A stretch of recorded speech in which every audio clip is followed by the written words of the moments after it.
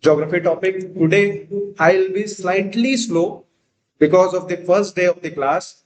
But from tomorrow, we will be in rapid mode. Okay. We will write each and everything. Today, I will also dictate the things to you. And then from tomorrow, you have to write with me. I'll dictate the most important points as well. You have to draw the diagrams. And also one of the most important thing which I would suggest is always use this margins. You might not feel it as important at present, but these margins will play very important role while you do the current affairs updation. And from where you have to do the current affairs updation? Serious aspirants, if you go to, where can you find the most serious aspirant, the most serious looking aspirants of UPSC? In Delhi, serious looking. Okay. In Delhi, Karol Bagh. I would suggest you after examination, you should visit Delhi. How many of you have stayed or studied in Delhi? Few of you. Have you been to Karol Bagh? Karol Bagh area? Yes. Whoever wants to get depressed or wants to look at the people, how depression looks, should visit Karol Bagh once. What they do there is, in the chai tapris, the serious looking aspirants, to scare the new aspirants, they come in the chai tapris, they will have a sip, they'll ask you one question. If suppose you are new, you will say, I don't know. What kind of preparation you are doing? They will demotivate you. This is the general trend. Okay. Since you are starting, this is the first day for majority of you, it is not an issue. For 1 month, you might feel that you are not getting any command. For 1.5 months, 2 months, you might feel that you are not getting any command.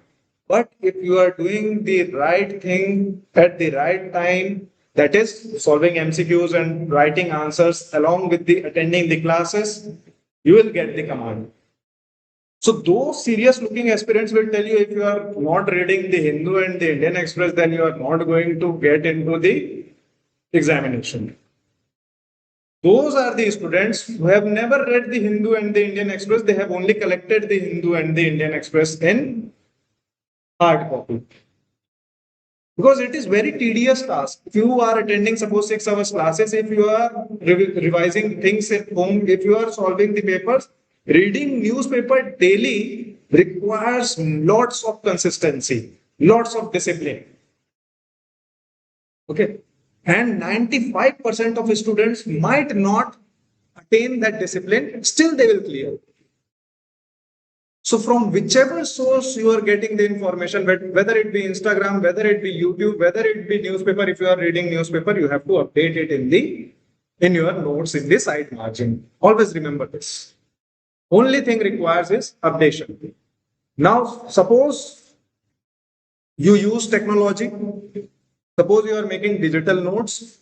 I would suggest you should utilize OneNote, Microsoft OneNote, because here you can make different notebooks. Here you can bookmark different things. Okay. So like this, your notes updation should be there. Okay. So on this note, let us start the first topic.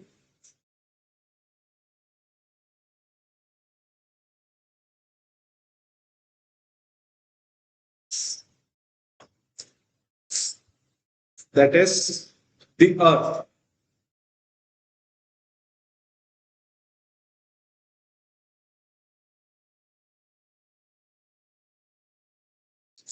Now, prior to getting into the earth, sense or shape and motion of the earth, one thing which you should know is, if you read NCRT, the basic books for geography, I would suggest you, if you have to read the basic books apart from the material, I would suggest you to read the NCRT. And two NCRTs are important. Let me write that as well. Just a second. Because lots of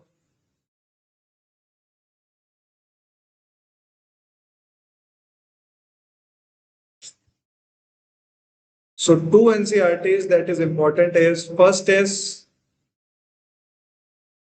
class 11 Fundamentals of Physical Geography.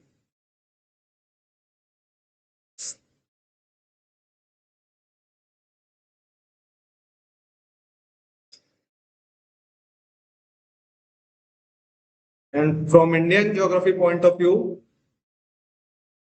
India physical environment. India physical environment.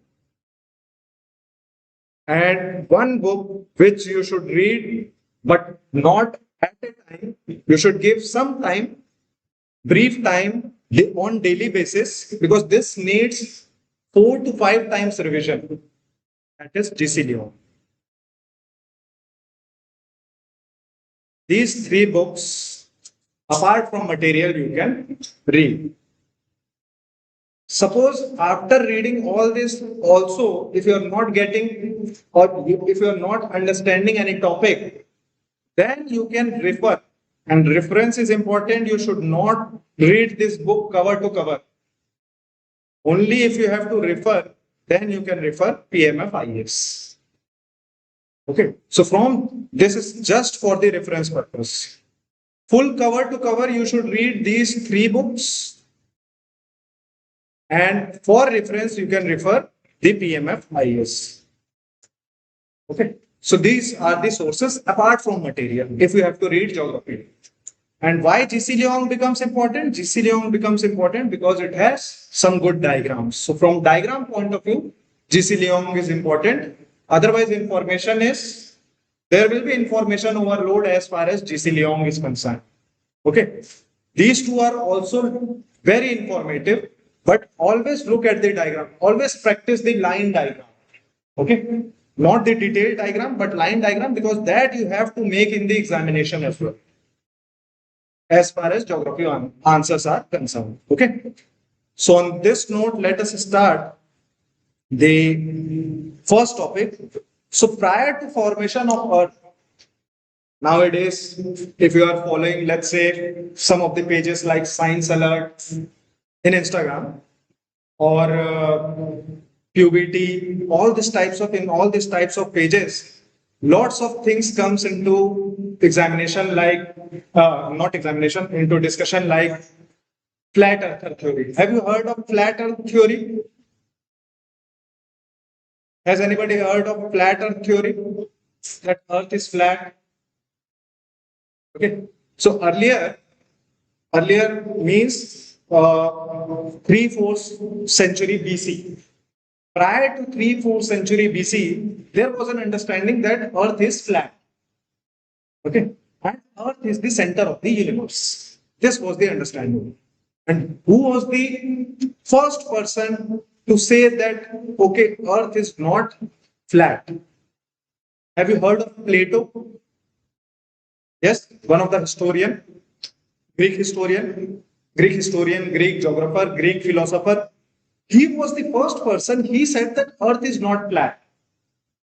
And he was standing in the market, just standing in the market and giving this kind of dictate. So people got curious.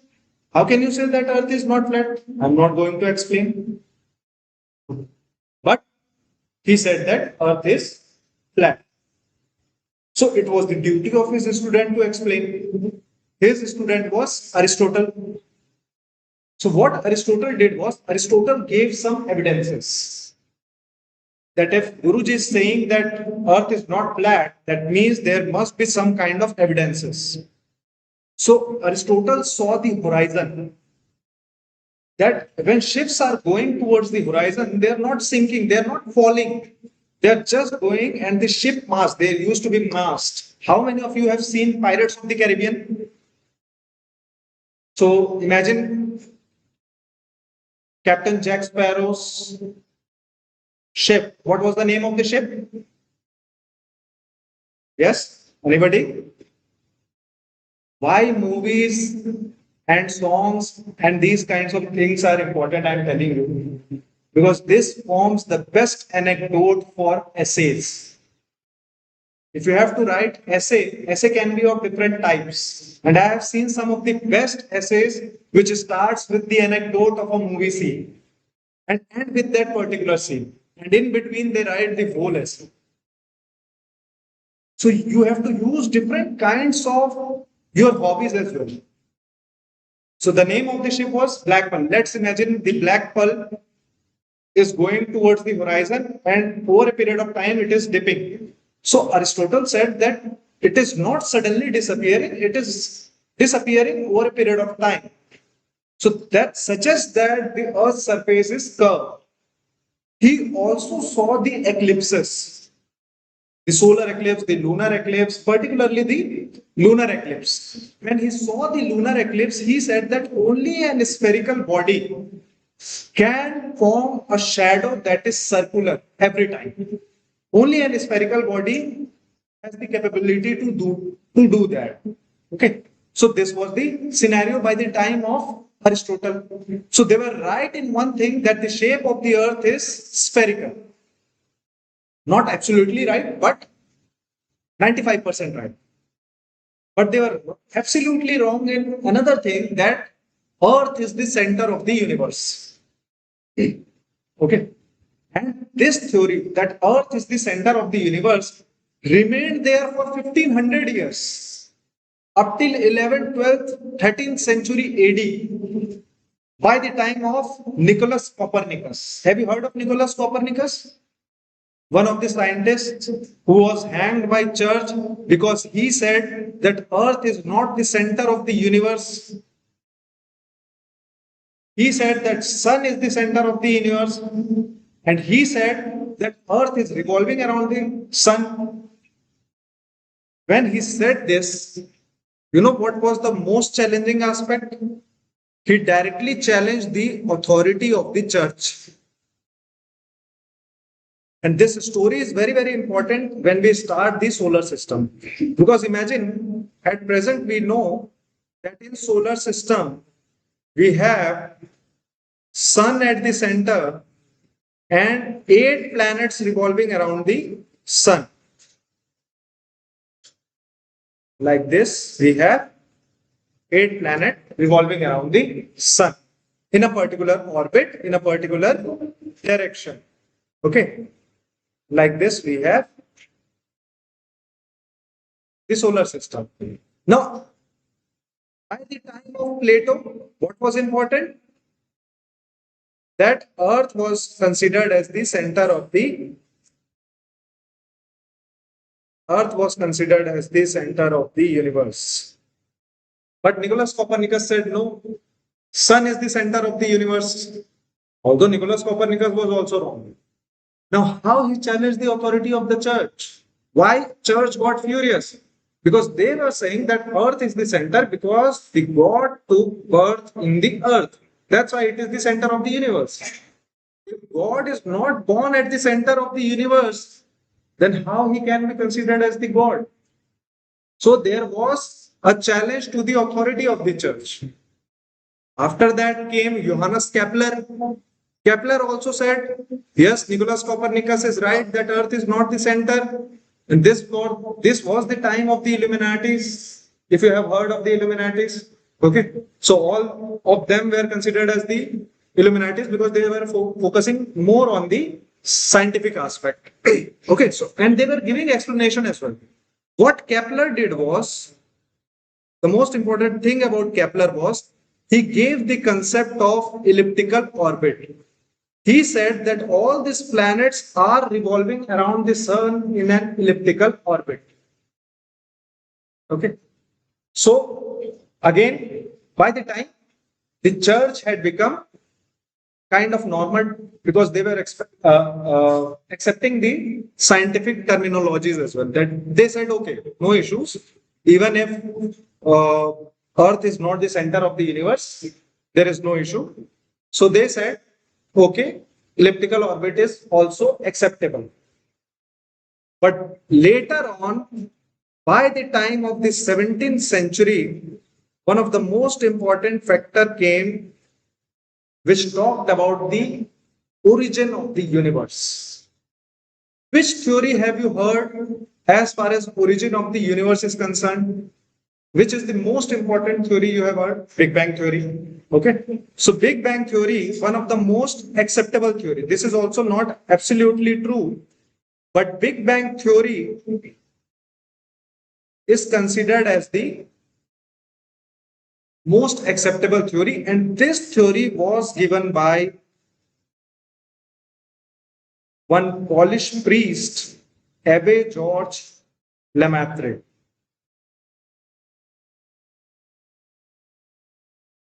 And when this theory came, this suggested that universe was born out of one singular atom. The whole universe was compressed as a one singular atom, and it suddenly exploded because of huge compression. It exploded and then it expanded. So Big Bang theory is also considered as the expanding universe theory.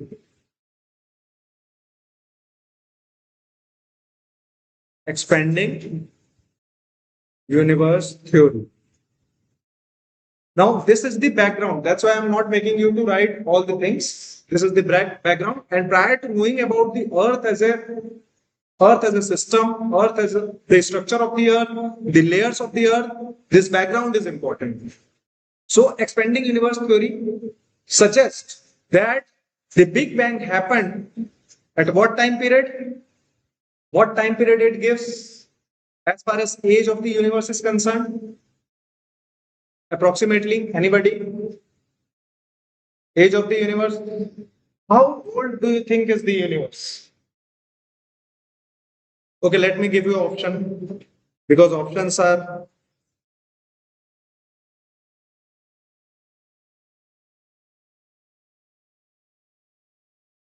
let me give you the range. That would be good, right? This is billion, 2 to 3 billion years, 4 to 6 billion years, 8 to 10 billion years, and D, 12 to 14 billion years old. How many for A? B, B, C, D, D only one, and rest three of you, none of the above. We will not mark this kind of question. You have to, while practicing, you should attempt all the questions. Now, first, majority of you were in B, 4 to 6 billion years old, right?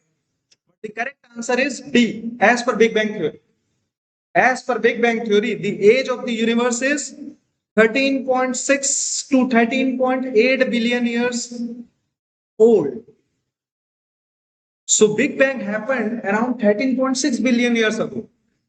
Majority of you marked 4 to 6 billion years ago. This also has a significance because the age of the Earth is 4.6 billion years old.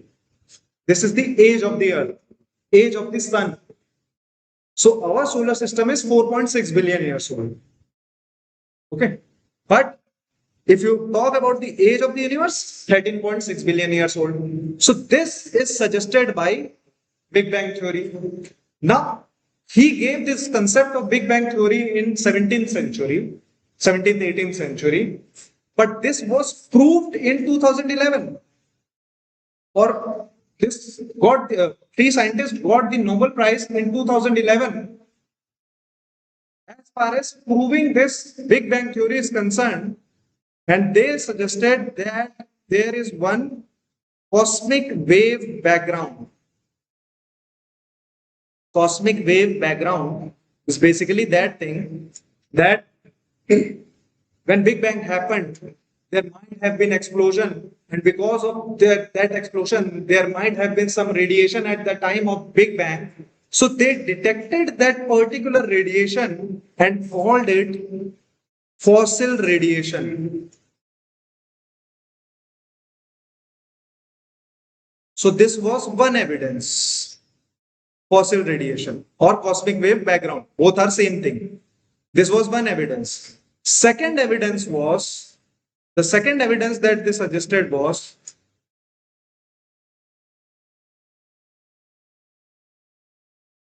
Doppler effect.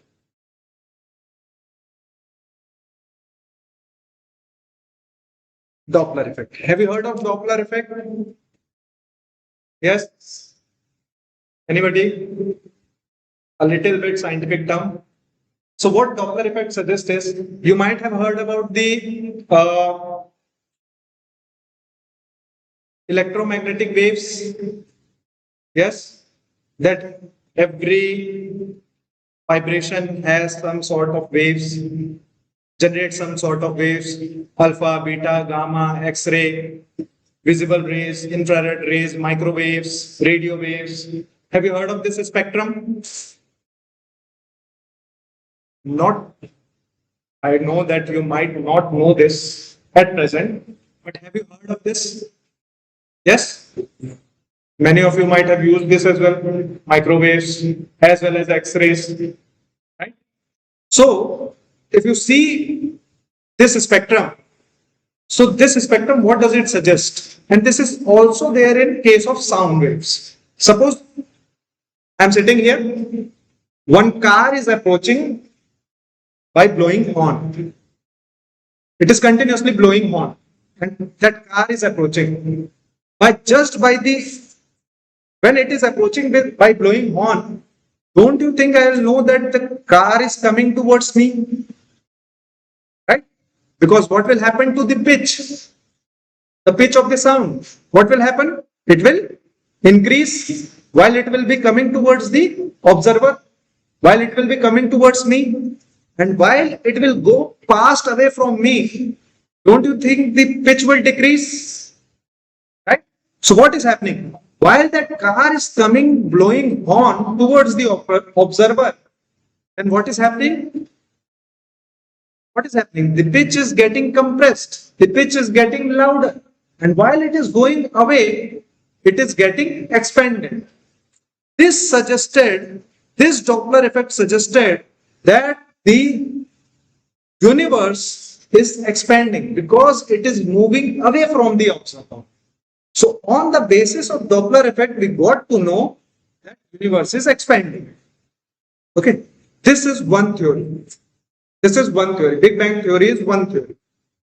And as it happens with any of the theories, that there is always a criticism. Okay, so when it comes to criticism, there is another theory which is known as steady state theory. Steady state theory. This theory suggests, and this steady state theory is also known as continuous creation theory. Continuous creation theory. So these two theories, this theory is the criticism of Big Bang theory. And this was given by two scientists, Herman Bondi and Thomas Gold. And from current affairs point of view, this becomes important. Herman Bondi and Thomas Gold. So this theory suggests that there is no expansion or contraction of the universe. There is continuous creation in a particular area. There is no event like Big Bang that the whole universe is born out of one single atom. It is not like that. There is continuous creation and destruction, and that's how the universe remains at a steady state. And this theory was supported by one of the most prominent Indian astronomer who died last year.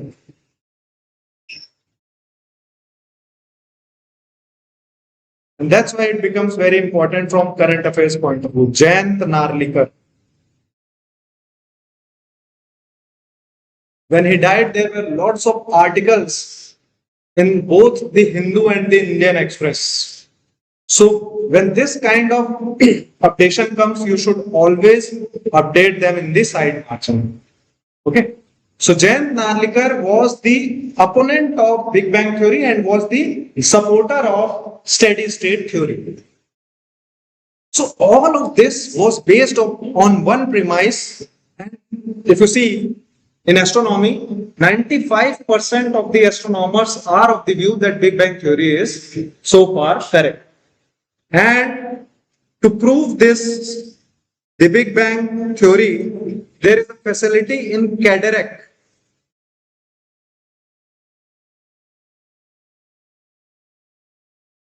Cadarache is in France-Switzerland border. This facility is known as Large Hadron Collider, where they are trying to make the God particle and trying to prove the Big Bang. How many of you have seen Angels and Demons movie? Nobody? Okay. So in Angels and Demons, the villain basically took out this God particle that is known as Higgs boson particle from the Cadarache facility. Okay, there they are making this God particle. They are terming it as God particle. You might have heard this term, God particle. So in Large Hadron Collider, they are testing this. So one of the most important facility again from the Big Bang point of view.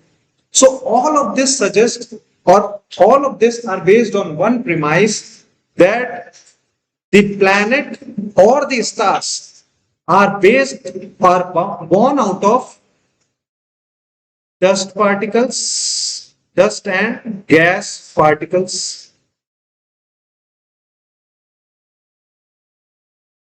And I would suggest that you should write this, because from here you will get the understanding of the origin of the earth as well. So all of these bodies, whether it be any stellar body, whether it be any planetesimal body, any planet or any satellite, asteroid, anything in the universe is born out of dust and gas particles, and this is born because of the accretion of these particles. Accretion. Okay. Because of the accretion of this particle. And the cloud of dust and gas particles is known as, yes, anybody? What is the cloud of the nebula? The cloud of the dust and gas particle is known as nebula. So there is a particular theory related to the birth of the planets as well, that is nebular hypothesis. Okay, so this suggests then when there is accretion, when there is increase in density of this dust and gas clouds, then what is going to happen? There is going to be conversion of this dust and gas particles into solid particle or towards the solid particle. There is going to be a spherical shape, and in this process, a process is involved, and this is one of the most important process which will explain lots of things related to the solar system as well as the structure of the earth, that is density differentiation. You should remember this process, density differentiation. And why density differentiation is important? This density differentiation is important because of this. The solid planets are born, the gaseous planets are born, the layering in the structure of the earth is there, the layering in the structure of the atmosphere is also there because of the density differentiation. So any explanation if you have to give, or any keyword you have to underline as far as the birth of the planet, birth of the solar system, birth of the universe is concerned, density differentiation is the answer. Okay, density differentiation is happening. So this suggests that the earth is born out of the dust and gas particles that led to the creation of sun, that led to the creation of the other 8 planets in our solar system, as well as the satellites and the asteroids. Okay. So from here we will start the solar system. So now if you look at the solar system,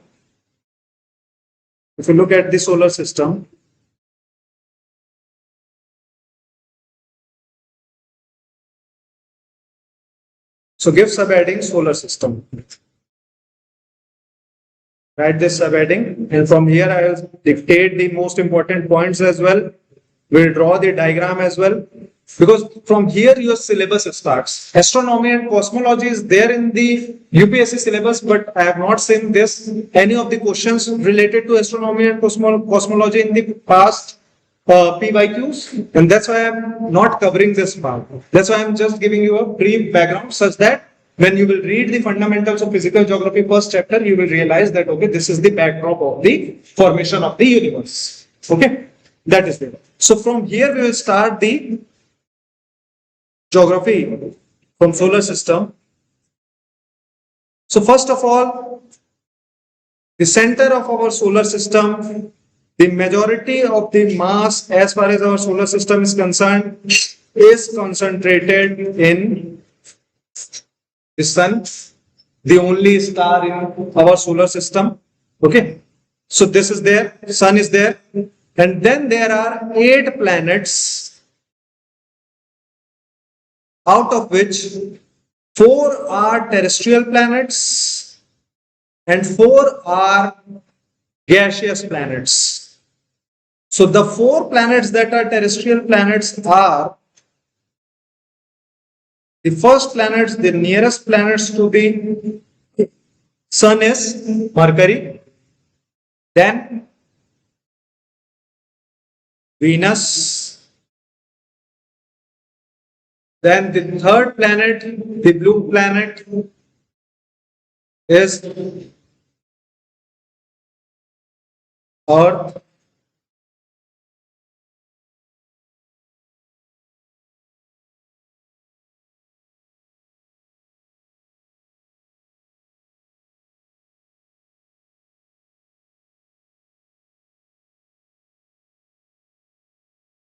then comes the Mars. And whenever you are seeing this kind of bodies, you should remember whatever movies you have seen as well. How many of you have seen The Martian? Yes, anybody? Few of you? I know many of the times I will give you these kinds of examples, and some of you might not feel uncomfortable. Those who are not fond of movies will not feel comfortable with this. But these are the best ways to learn geography. Because when you see these kind of features in the movies, then you will realize that, okay, I can make this kind of diagram. Okay. So that's how movies becomes important. So these 4 planets are Earth-like planets, are terrestrial planets, are solid planets.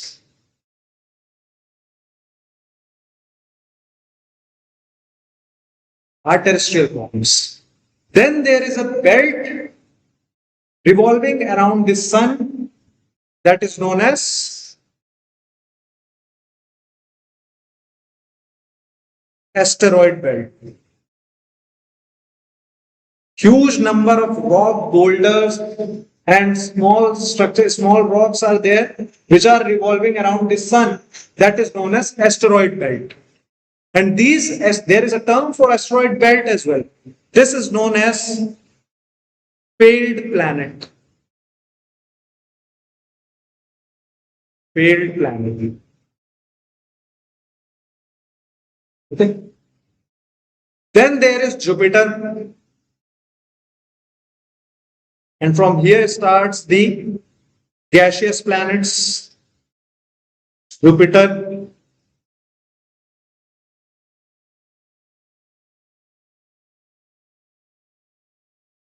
then Saturn, and Saturn is known for its rings.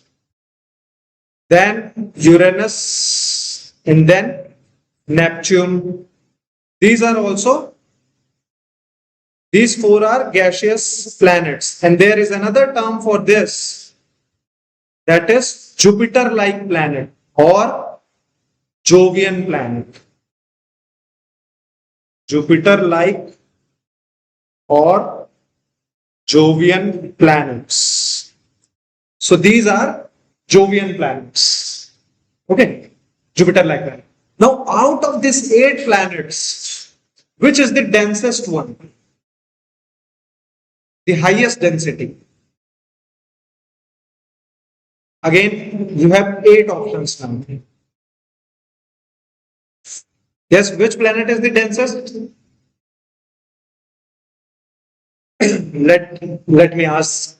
Mercury, how many for Mercury? Venus, Earth, one supporting Earth, Mars, Jupiter, 1, 2, Saturn, Uranus, Neptune, rest of you. Yes, again. Okay, which do you think will have high density, solid or gas?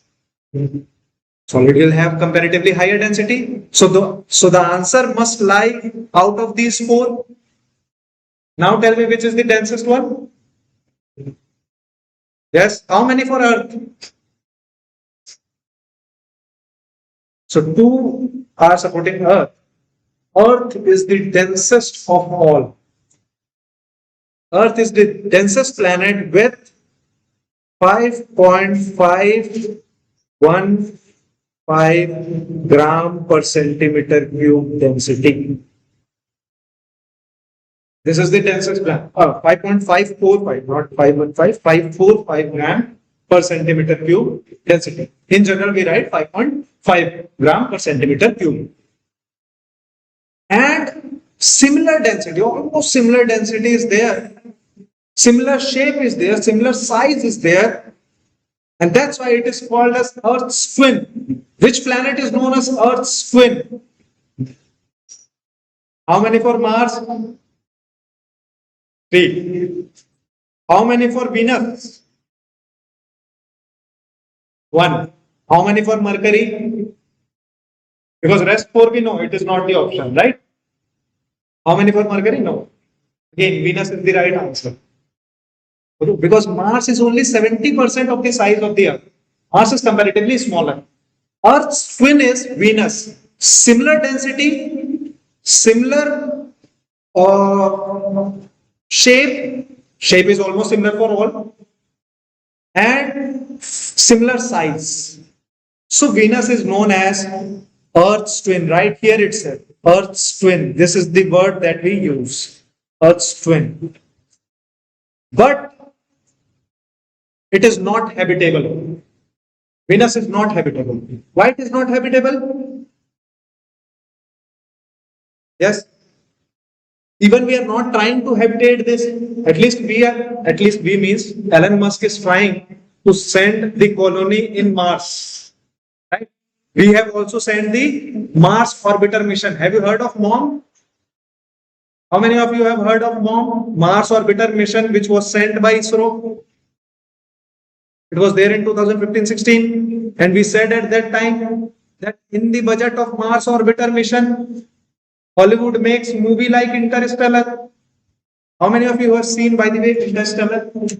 There is one more interesting fact. Those who have not seen should see after prelims. Okay, if you want to see it now also, you can see, because that is very interesting.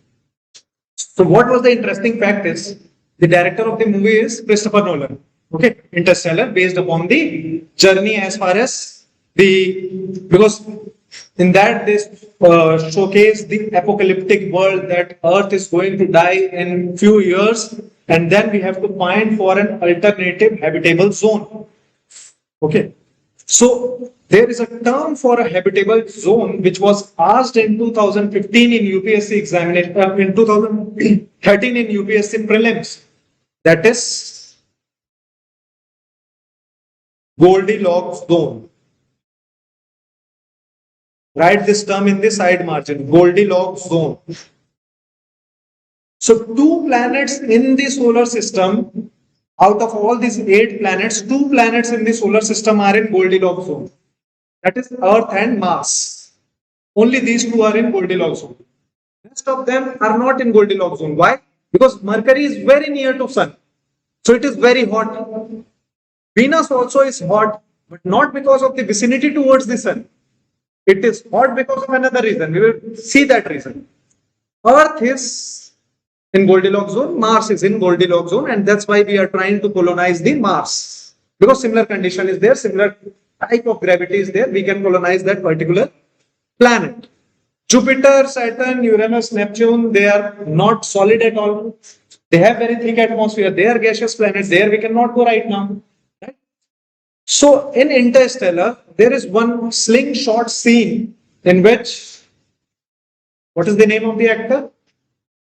Matthew McConaughey. Matthew McConaughey basically go past the black hole. So prior to black hole, there was no image of, prior to Interstellar, there was no image of black hole. We only knew about black hole in theories. Because there is a saying that black hole can even consume the light that is going towards it because of very high gravity. Even light cannot escape such high gravity that is there in black hole. And when you will read the NCERT, the first chapter, there is stellar evolution. Stellar evolution means formation of the stars.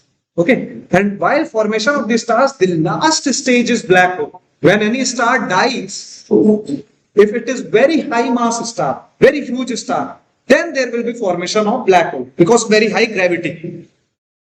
So he showed a particular picture of black hole. 2 years back in 2024, the first image of black hole came by using the multispectral camera. And it was identical to what Christopher Nolan showcased in Interstellar. Same image. So how he made that particular image of black hole? Just on the basis of calculation. He basically asked the professors of Harvard University that if on the basis of calculations, if on the basis of theory I have to make an image of black hole, how will it look? They showcased that this is how it will look, and after it was there in 2012-13, I think Interstellar was released. After 10 years, the first image of black hole was shot. So imagine the power of theory, right? So in that movie also there was a talk of Goldilocks zone. So as far as Goldilocks zone is concerned, only 2 planets are habitable. So wherever you have written Goldilocks zone, right there itself, Goldilocks zone means habitable area. Habitable area.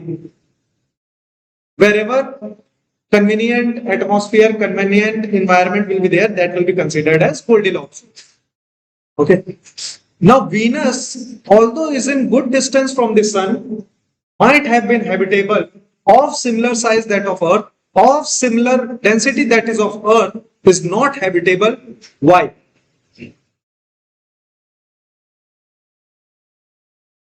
Why? Because it has very thick atmosphere. And since it has very thick atmosphere, it has very high temperature. Because of that, the temperature of the surface of the Venus itself is 1000 degrees Celsius. So when it is 1000 degrees Celsius, it is not habitable. Right? So that's why Venus is not habitable. Earth, out of all these planets, Earth is the only habitable area. Apart from Mars, in Mars, there is dearth of atmosphere. So we are finding, and again, Mars was in news last year. Last year, this year. Because NASA retired its rover as far as Mars is concerned. Its last image was sent by that particular rover. Does anybody know the name of the rover that was there in Mars? Yes? Perseverance? Yes, Perseverance was the name as far as that particular rover is concerned. So it retired the Perseverance because its battery died. Okay, so it sent the last image as far as rover is concerned. So Mars is also, there is a possibility of colonizing the Mars. Those who have seen the Matt Damon's movie of The Martian might know that there is a possibility. Okay. Then comes the asteroid belt. Now, asteroid belt is made up of rock. And for us, asteroid is important because the next topic that we are going to see is interior of the Earth.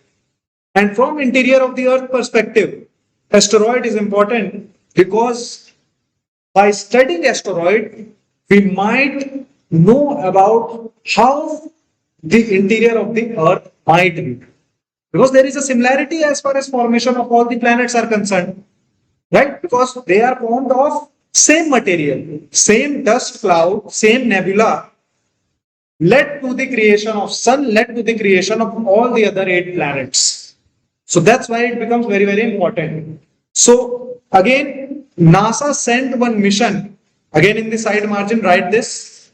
NASA sent one mission in asteroid belt, in one particular asteroid named Bennu.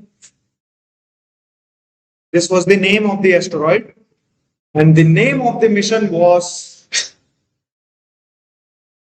Osiris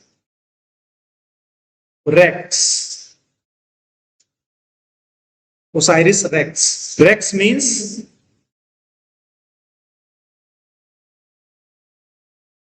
regolith explorer. So what this mission did was, it basically brought this sample from this asteroid, from Bennu asteroid. It went to Bennu, collected the sample, came back. Okay, so that's why this regolith explorer Osiris Rex becomes important for us.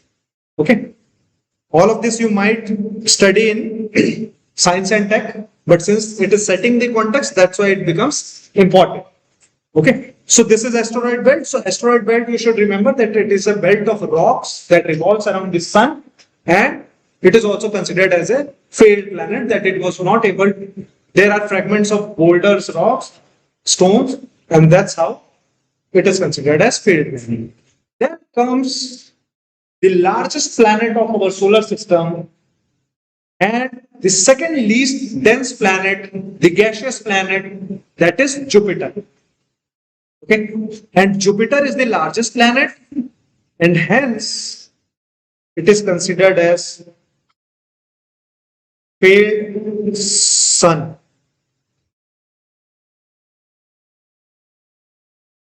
Such huge is the mass of Jupiter that there would have been possibility of formation of it as a star, but it was not able to get formed into a star. Over a period of time, what will happen to these gaseous planets? These gaseous planets, further density differentiation will happen, further accretion will happen. They might get converted into the solid planets, the terrestrial planets. Okay. So this is the scenario as far as the Jupiter is concerned. Now, when I was attending the classes, I was preparing in 2015-16. At that period of time, there was a fact related to Jupiter. There was a fact related to Jupiter that Jupiter had the largest number of satellites.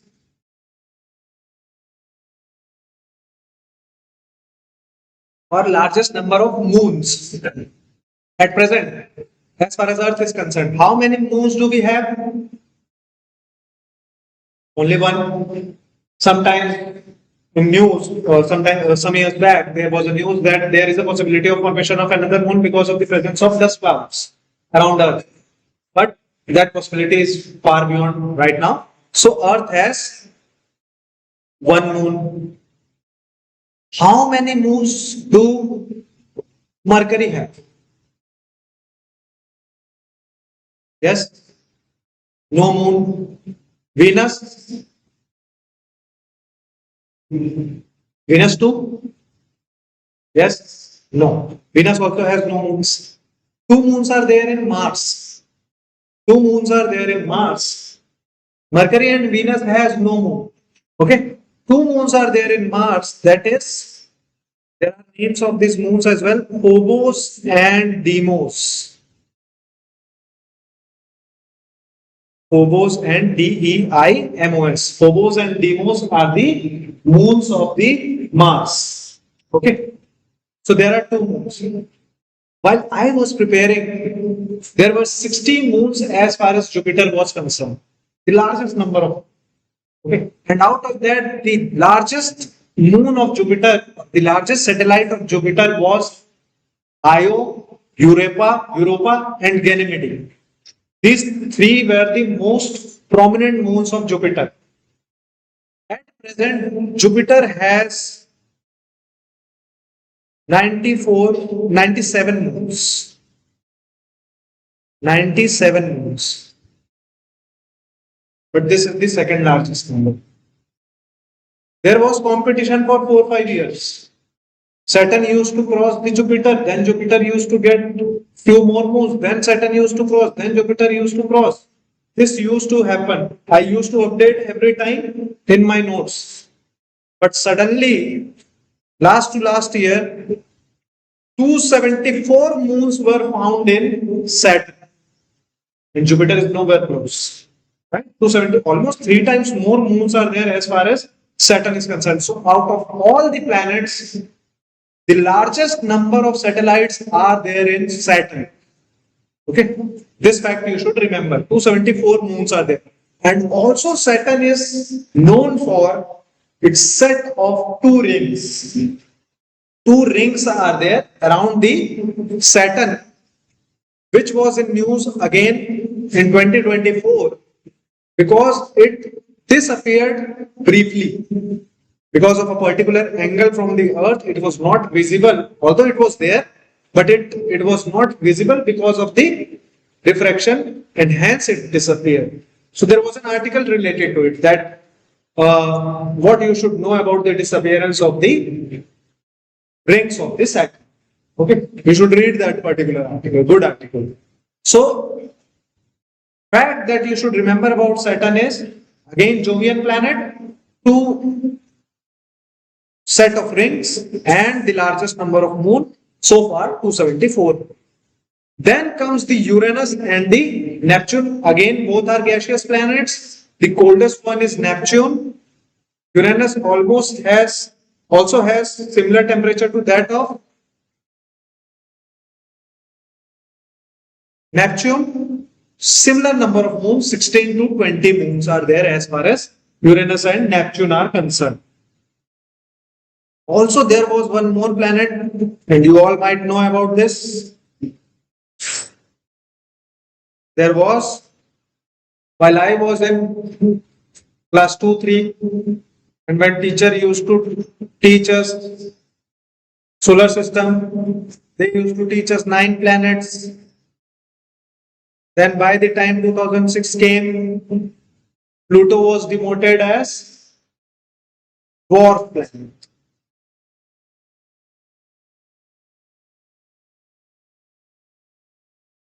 Dwarf planet in 2006. And who demoted Pluto? Which organization? IAU, International Astronomical Union. And why they demoted Pluto? Why they demoted Pluto? Because there are 3 criteria to qualify as a planet. First of all, a planet should be in hygroscopic balance, hydrostatic balance. Hydrostatic balance means spherical in shape. It should be spherical in shape, the first criteria. Second criteria is it should have cleared its path. The path in which second criteria is it should revolve around a star. Revolve around a star. So Pluto was revolving around Sun. There was no problem. Revolve around a star. Pluto was spherical in shape. And it was revolving around a star. So both these criteria were met. The problem was third criteria. The third criteria was it should have cleared its path. That is, in its revolutionary orbit, nothing should come. And while observations were made, it was seen that Pluto was actually in union with another dwarf planet named as Ceres. Ceres, Ceres was there. Both of them were revolving around a common center, and hence it was considered that Pluto has not cleared its path, and that's why it was disqualified as a planet and was considered as a dwarf planet. So,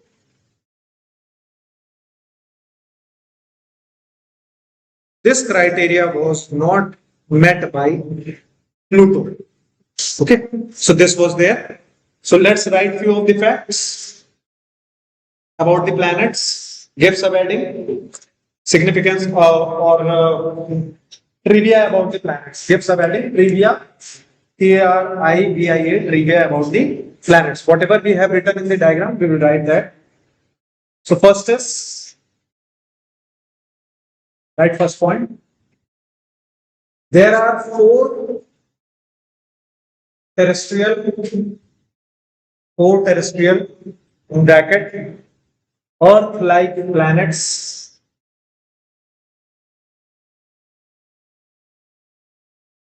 and 4 gaseous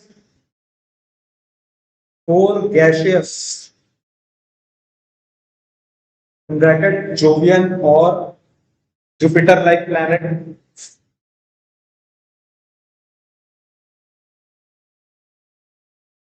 Second point.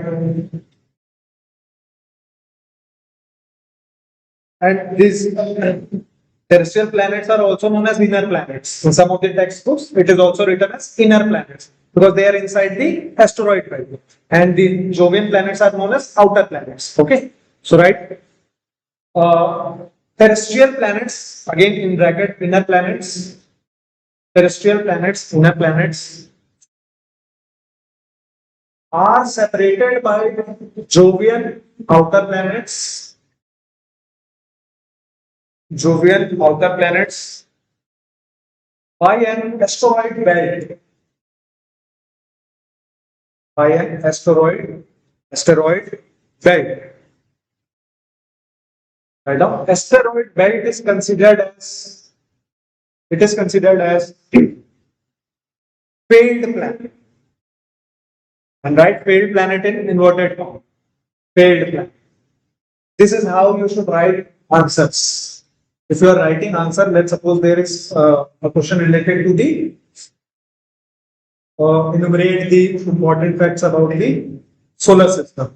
This is how you should write in points with an introduction and then a subheading, and then suppose the answer is for 10 marks, then the question is for 10 marks, then 6 to 7 points or at least 10 points if you can make 10 points, and then a conclusion along with a diagram of solar system. Okay, so that's why I am making you write all these things, because this will become handy in case of answer writing. Okay. And there are different types of answer writing depending upon the directive of the question, that what is being asked. For suppose the question is related to discussion, that discuss the facts related to the solar system, present, or discuss the facts related to the formation of the planets. Then same question, similar type of question, but different form of answer writing will be required, because discussion will not be in the form of points. Analysis will not be in the form of points. There is a requirement of different approach as far as discussion and analysis is concerned, because there you need to write paragraph, you need to justify your points. Here you are just enumerating the points. You are just enumerating the facts. Okay. So that's why practicing answer writing is important. And if you feel that from where to look at good answers, how we should know that whether we are writing the right answers or not, we should look at the toppers. If the toppers copy of APPCS students is not available, then we should look at the toppers copy of UPSC and try to emulate them. Try to replicate them. Okay. So that is the thing. So second point was related to asteroid belt. Third is Mercury is the smallest planet and has no moons. Mercury is the smallest planet and has no moons. In bracket you can write, it is not the hottest. It is not the hottest. Not the hottest planet.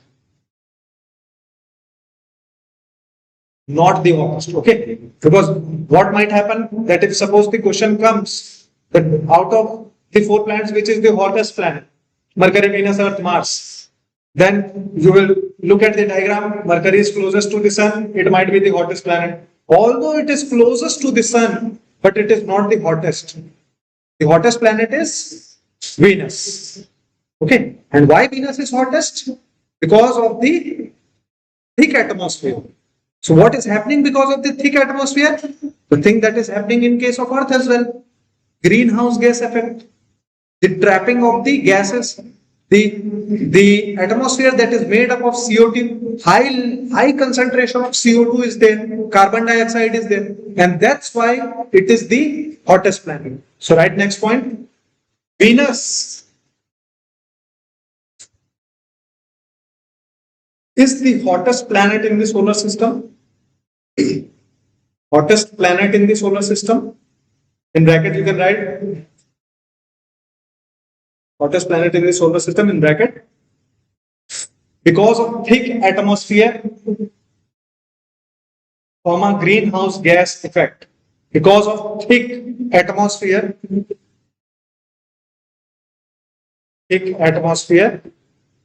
and greenhouse gas effect.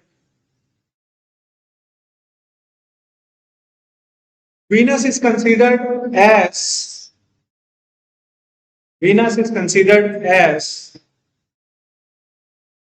Earth's twin. Earth's twin. Earth's twin. Because of similar size and density. Because of similar size and density.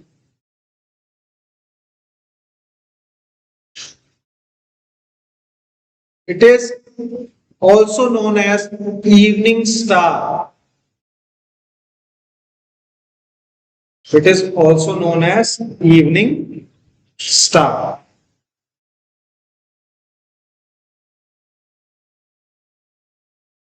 So this is there. Then next, about Earth, we will write separately. Okay. This is the fourth point, right? Fourth point you are going to write. Fifth point. Okay, write down. Next point is Earth and Mars are in Goldilocks zone. Earth and Mars are in Goldilocks zone. In bracket, habitable zone.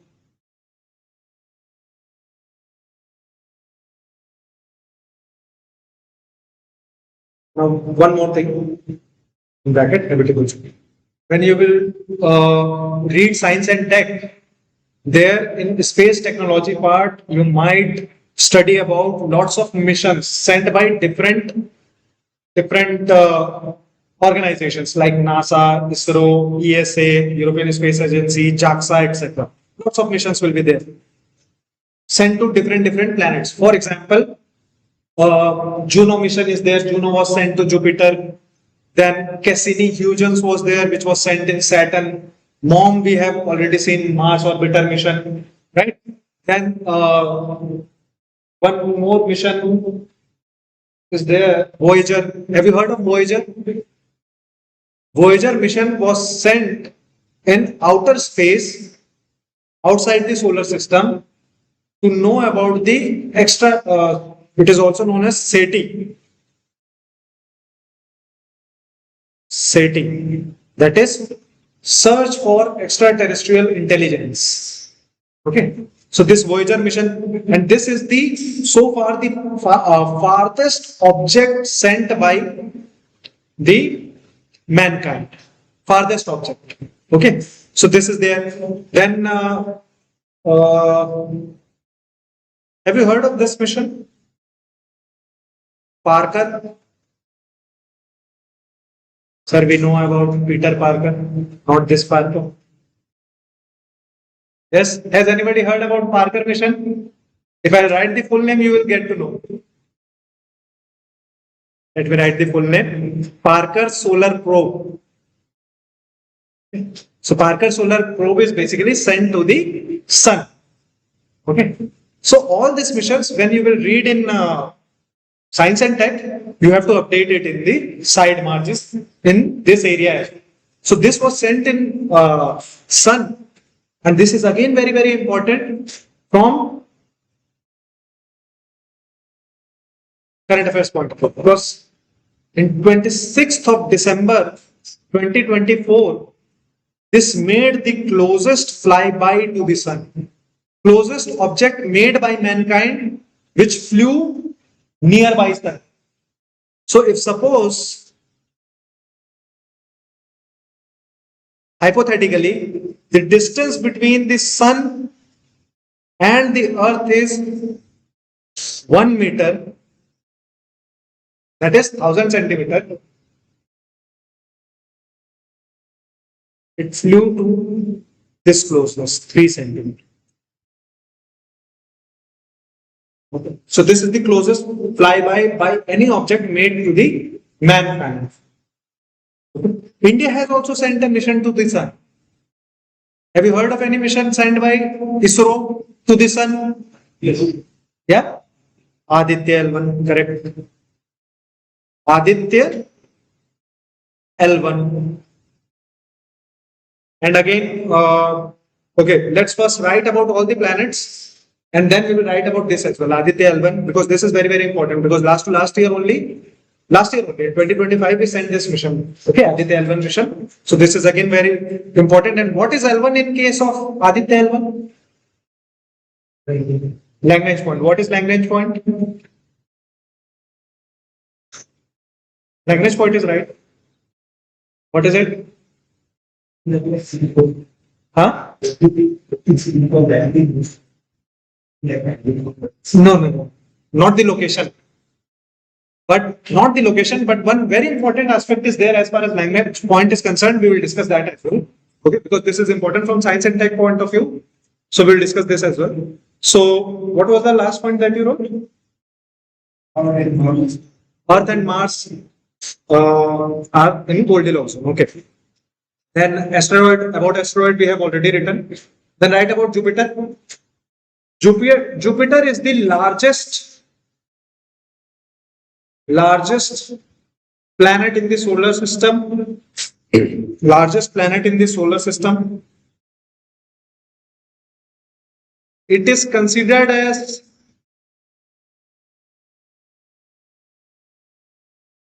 failed sun oblique star, sun or star.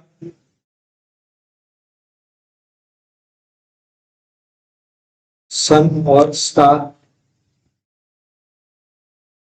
Because of its size and mass, its density is low. Okay, its density is low, but its mass and size is very huge. Okay. Then next is Saturn. Write one more point. Jupiter has 97 moons as of January 2026. The last updation was in January 2026. Further updation will be there. Okay, they will find few new moons. Okay, and some of the most significant ones are, write down the names: Europa, Io, Ganymede, then Callisto also. Callisto. These moons themselves are of the size of Earth or larger than Earth. Okay, Callisto, Europa, Io, Ganymede. Some are bigger than the Earth, and they are also gaseous. So this becomes important. Then write about Saturn. Next point, Saturn. Saturn has two sets of rings, two sets of rings. This is the unique characteristic of Saturn. Okay, two sets of rings and the largest number of moons. And the largest number of moons, with the most prominent one being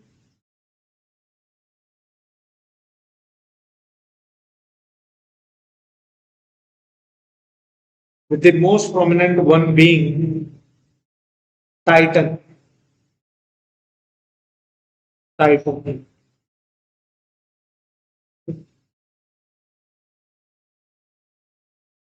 Then Uranus, or write similar point, because another fact we will write about Uranus after revolution and revolution of the planets around the sun. Yeah, we will write separately that. So write down Uranus and Neptune. Uranus and Neptune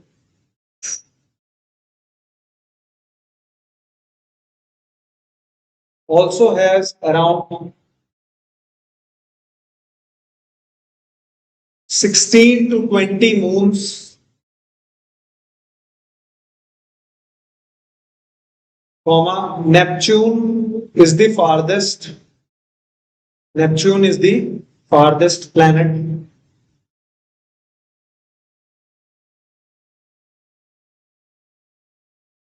And have you written about that Pluto aspect, that in 2006 it was declassified as or it was demoted as dwarf planet? Have you written that point? Yes, all of you? Okay. So this is the solar system. Now, one more important fact about solar system is all the planets are rotating in their axis.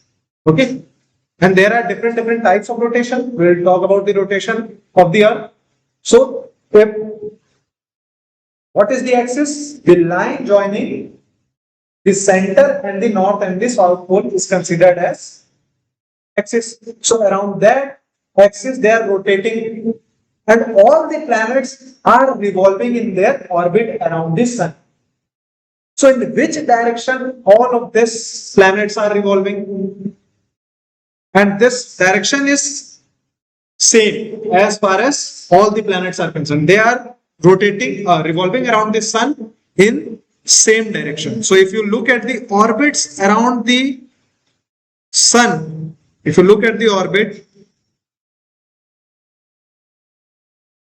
then all the planets are revolving in same orbit, same direction as far as revolution around the sun is concerned. And this is very important aspect, because our next topic is dependent upon this, the rotation and revolution of the earth. Yes. So why, in which direction they are revolving? Clockwise or anti-clockwise? How many for clockwise? How many for anti-clockwise?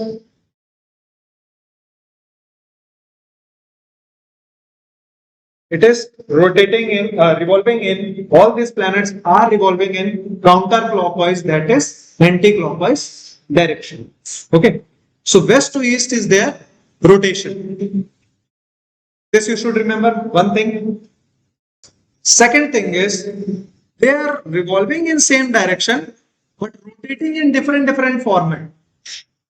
For example, out of all these planets, only one planet is there, only two planets. Two planets are exception, and these two planets are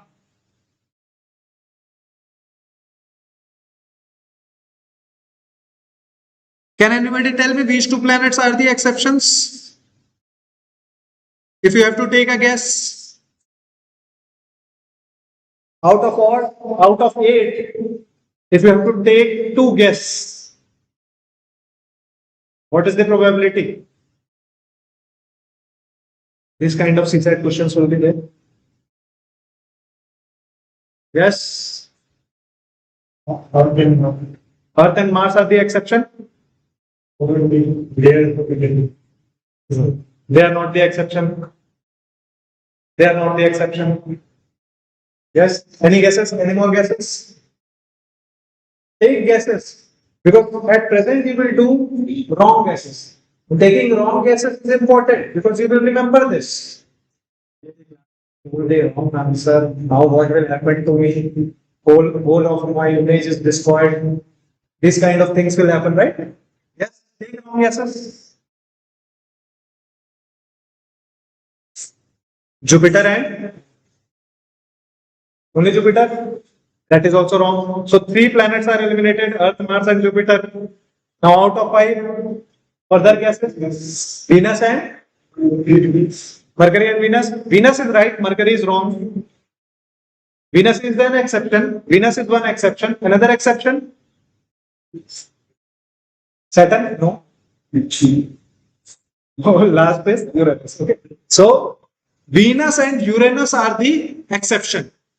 Why they are the exception? As far as rotation around its axis is concerned, because all the planets are rotating on their axis in counterclockwise direction, that is west to east direction.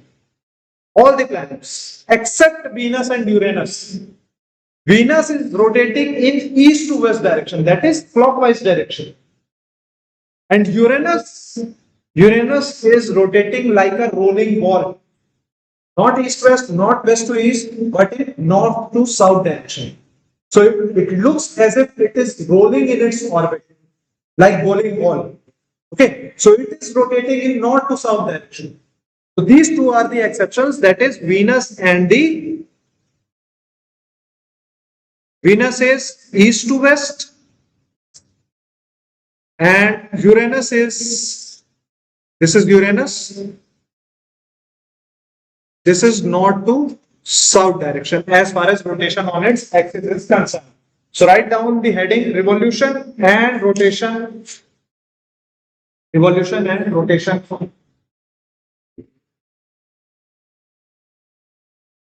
Same diagram is there. Okay. Similar solar system diagram is there. So write down.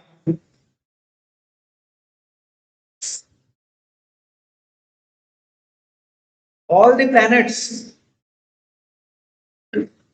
planets are revolving around the sun in an elliptical orbit. Are revolving around the sun in an elliptical orbit.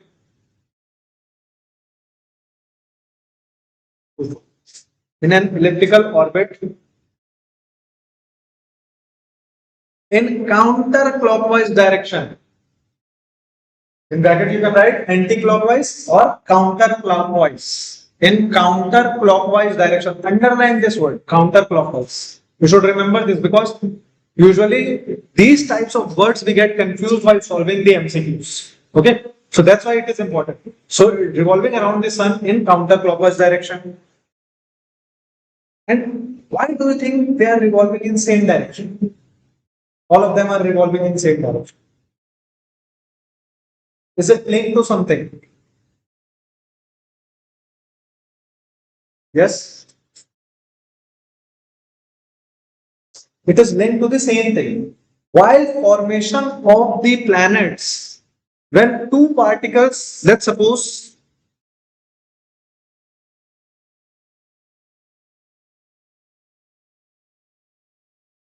this is a nebula. Now what is happening? Around the center, two particles interacted. And while interaction, they started rotating in a particular direction. Okay. Around this, now all the particles are getting attracted. All the particles are getting attracted around from the outer part of the nebula. So what will happen towards the center? If all the particles are getting attracted towards the center and around this, like this, rotation is starting, what will happen towards the center? The density will increase because all the particles have the tendency to move towards the center. the density will be higher towards the center, and as we move out or move away from the center, the density is going to decrease, right?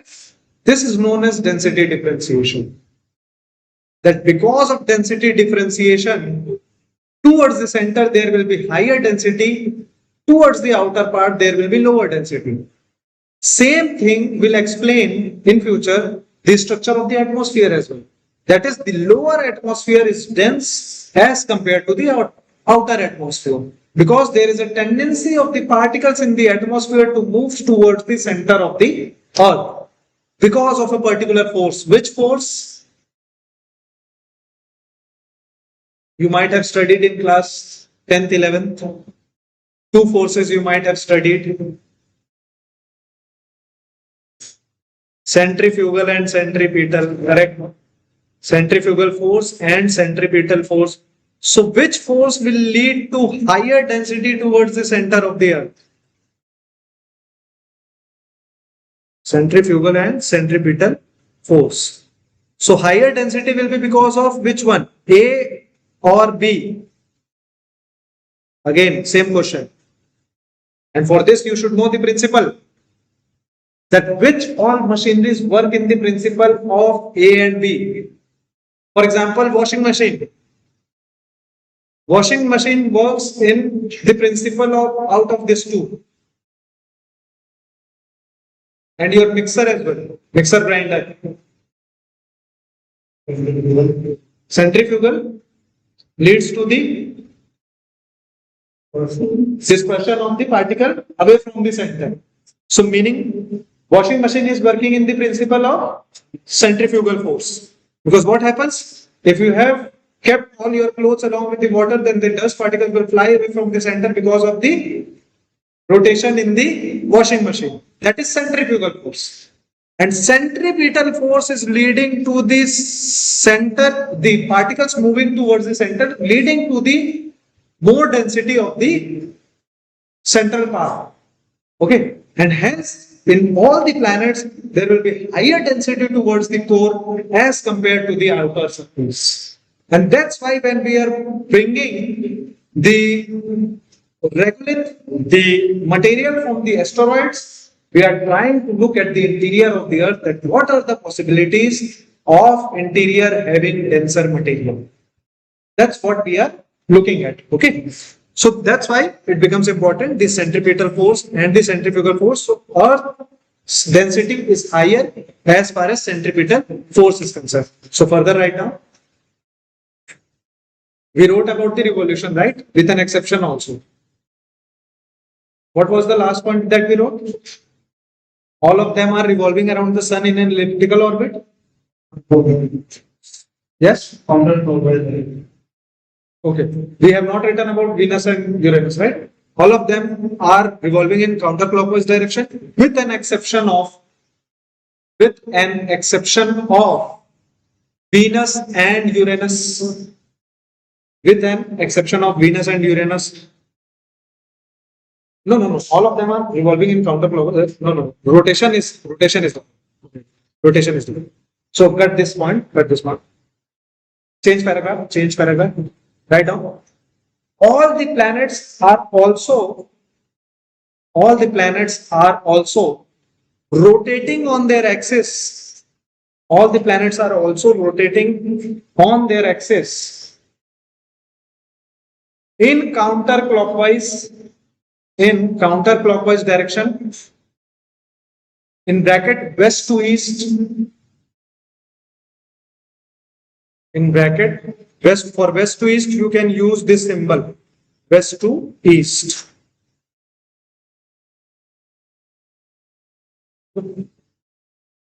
All of them are rotating on its axis in west to east direction, except Venus and Uranus. Now, right? Except Venus and Uranus. Because, or after full stop, write down. Except Venus and Uranus, write down. Venus is rotating in clockwise direction, that is east to west. Clockwise direction, that is east to west. and Uranus is rotating in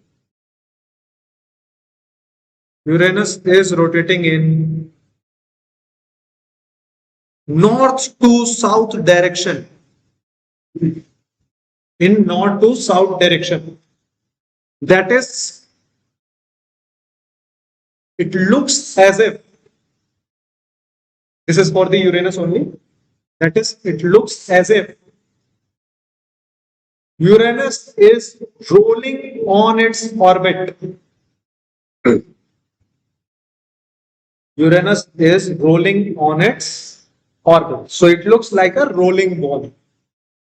Okay. So this is the case as far as all the planets are concerned.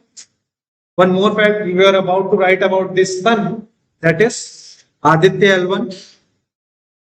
So as far as sun is concerned, okay, prior to Aditya L1, in one interesting fact about our solar system, about our sun is, how do you think is sun?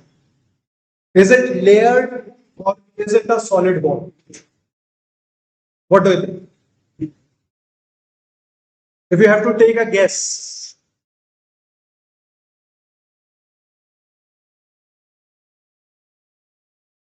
Is it gaseous ball? Okay. And it has the highest density by the way. On that behalf, you have to take a guess.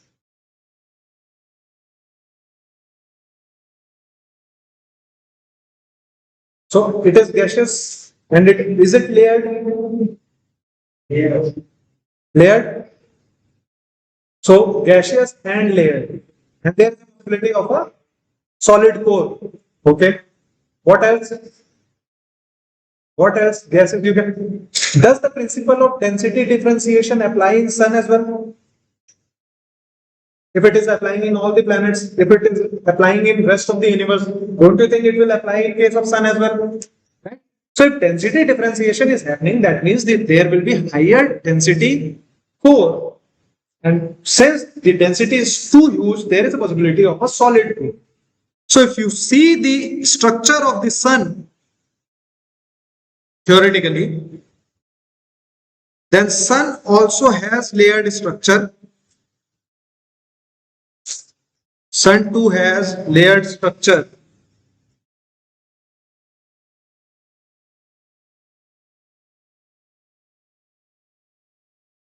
That is the core.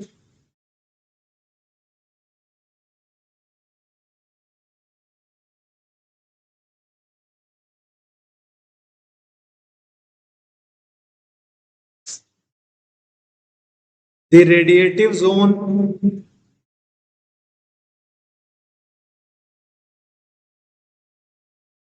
And the convective zone. And then it has the atmosphere. Sun also has the atmosphere.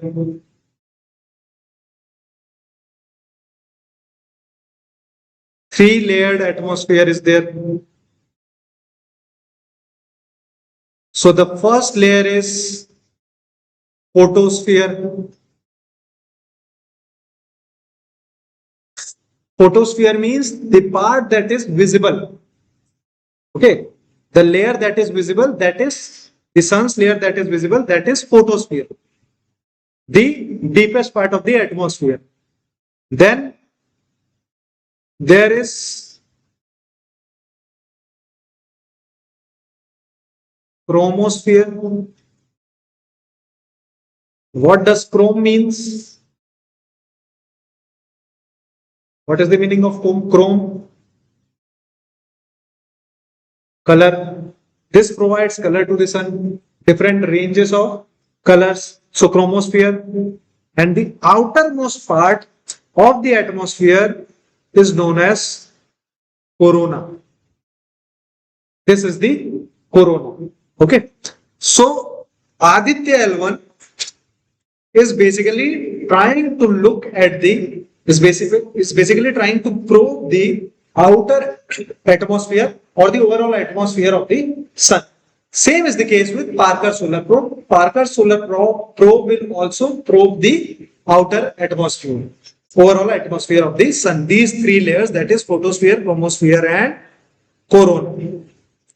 So if you see the Aditya L1, this Aditya L1 has been placed in a particular area. If this is the sun, this is the overall sun.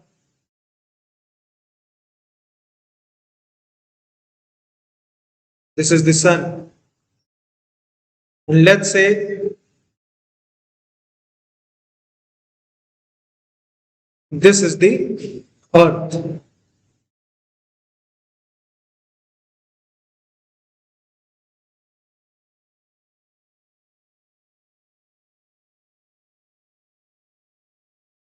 This is the earth. Now both will have gravity. Both have gravity. Higher the mass, higher will be the gravity. Sun has the highest gravity. Now, if you have to understand gravity, we should consider the space-time fabric as a tablecloth. Let's consider it as a cloth, okay, or bed sheet. Let's say space is like a bed sheet. Okay, it is floating in the air. Now, in that bed sheet, if you put a heavy ball, what will happen? There will be bending, right? If suppose there is a sheet like this, a tablecloth like this, and you put a heavy ball in the center, what will happen? There will be bending like this, right? And whichever particle will be here, this will have a tendency to move towards that part, to that body. This is how a gravitational pull is there as far as a particular object is concerned. And the gravity depends upon the mass of that body. We know the formula, right? As far as gravity is concerned, because it is a force. Gravity is a force. Gravitational force we have studied as far as Newton's law is concerned, Newtonian law is concerned. So it will have a particular pull depending upon the mass. So sun has a mass. Earth also has a mass. Earth also has a mass, although Earth's bending will be comparatively less than the sun. So this will also bend. There will be a point where the gravitational pull of sun will be equal to the gravitational pull of the Earth.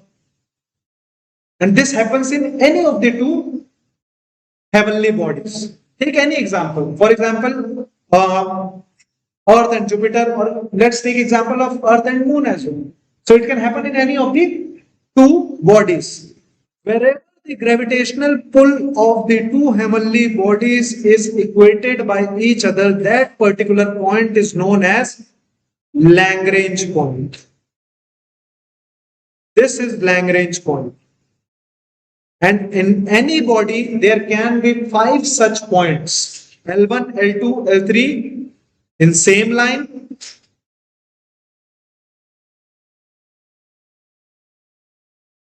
and L4 and L5 based upon the calculation wherever the equation is done, L4 and L5. So like this, there can be Lagrange point in between any two bodies. Okay. So we have placed our Aditya L1 mission in this Lagrange point, where the gravity of the sun and earth will be same, and hence it will remain in that particular area. It will remain in that particular sphere of influence. Why we have kept it here? Why we have kept this particular probe in L1 only? First of all, why we have kept this probe in outer atmosphere and not in the earth?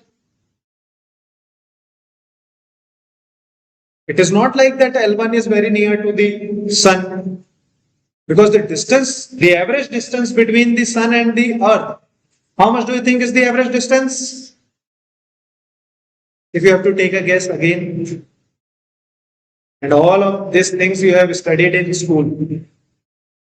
But no issues. Even I didn't remember anything what I studied in school until unless it was taught again in the institute.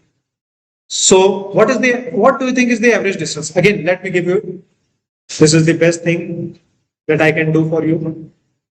So you understood the concept of Lagrange point, right? Where the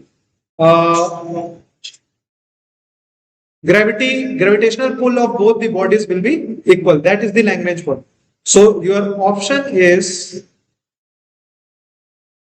as far as the distance is concerned, option is 50 million kilometers. Average distance I am asking. 100, 150, or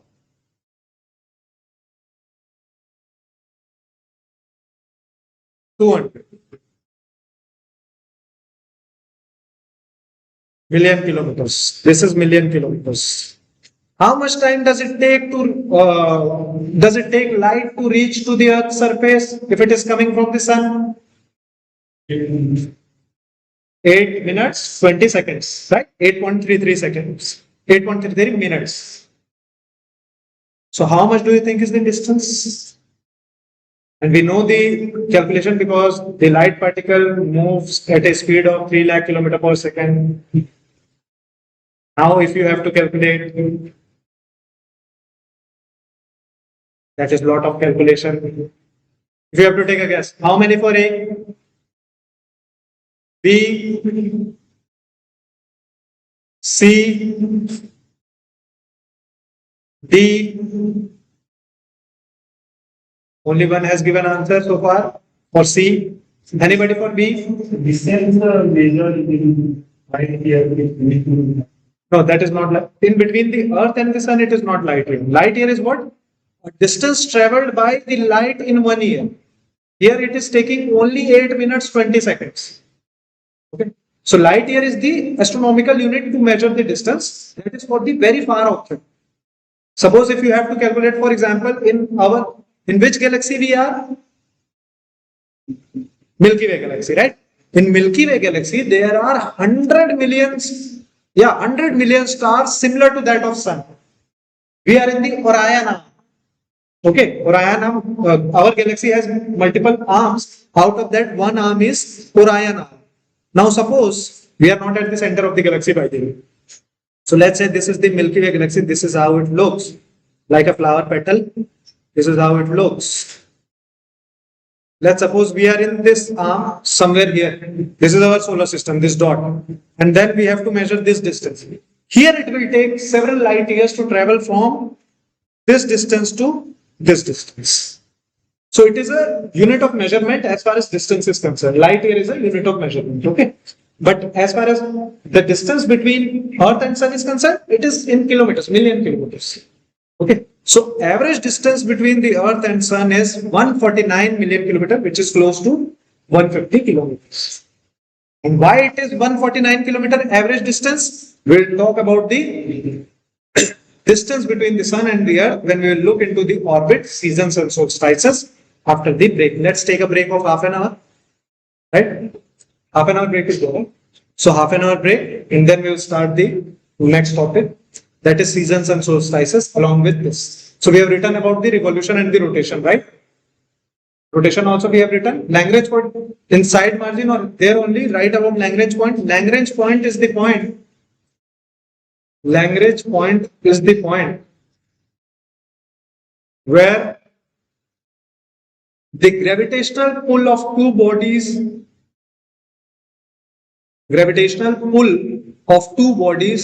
are equated or negated, you can write, are negated because the gravitational pull is equal. We have placed Aditya L1 in Lagrange point 1. Aditya L1 in Lagrange point 1. Okay. Okay, first tell me, is the speed good as far as the first class is concerned? Because we will increase the speed gradually. Okay. So from tomorrow or day after tomorrow, we will be in full speed. But at present, we are in moderate speed. Okay. So the next topic is about the shape of the Earth. Since we have come to the Earth, so now the shape of the Earth starts. So as far as the shape of the earth is concerned, it is not exactly spherical. Okay. The shape of the earth is not exactly spherical. Why? Again, because of same forces. Centrifugal forces. Centrifugal force was what? The tendency of the particle to move out from the, or to move away from the center. So what is happening because of that? That since earth, if you see, we have seen that earth is rotating in an axis. If this is the earth,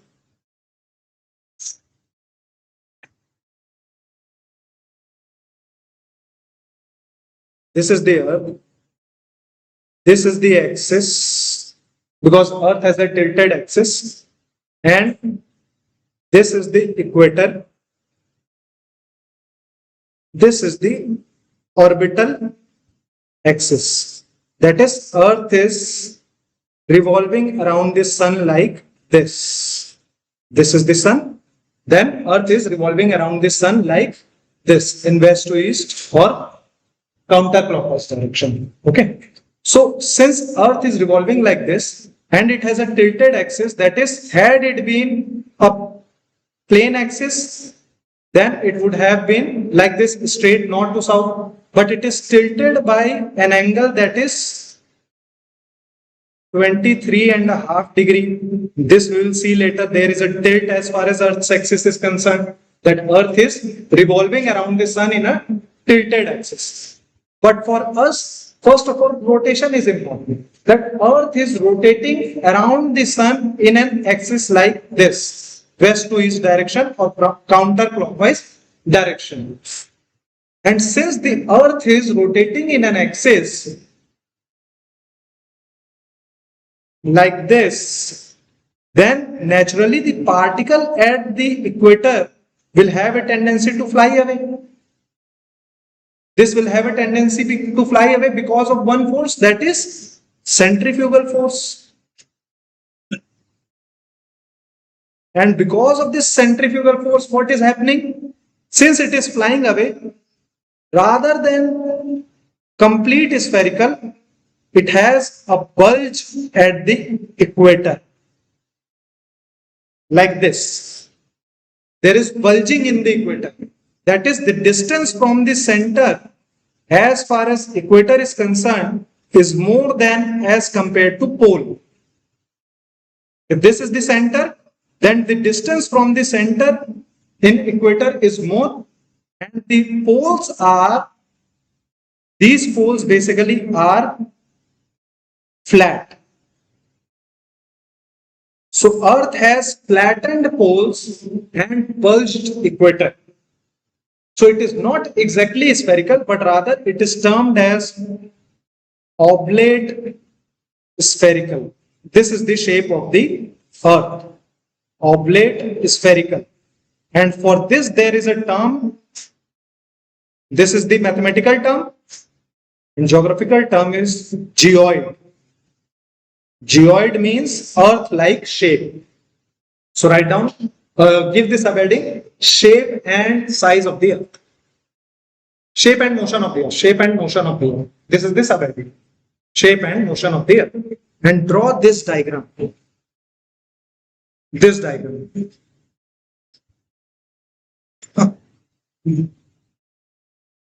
Draw this diagram. No need to write these poles.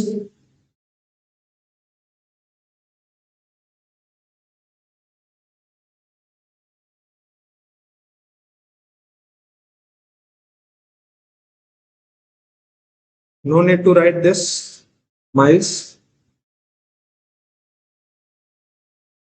Draw this one. Write geoidal bulge or equatorial bulge. Is it visible till the end? And here you can see the diameter of the Earth, that is 12,756 kilometers. 12,756 kilometers is the diameter around the equator, and 12,714 kilometers around the poles. So how much is the difference? How much is the difference? 42 kilometers. There is a difference of equatorial diameter and polar diameter of 42 kilometers. Difference of 42 kilometers. And here itself write down these figures as well. Polar circumference and equatorial circumference. Polar circumference and equatorial circumference. And as far as circumference is concerned, circumference you understand? The line joining the outer surface. If you take a thread and or take a tape, measuring tape and measure the equator, then how much it will be? 40,075 kilometers. Whereas if you measure from pole to pole, north pole, if you take a measuring tape, how much it will be? 40,008 kilometers. So how much is the difference here? The difference is 67 kilometers. In terms of circumference, the difference is 67 kilometers. In terms of poles, it is, in terms of diameter, it is 42 kilometers. The difference. Okay. Is it clear so far? So write down. The shape of the earth is not exactly spherical.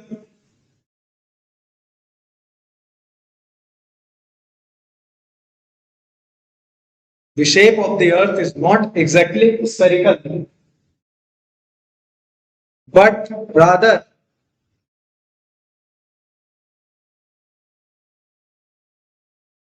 it is oblate spherical.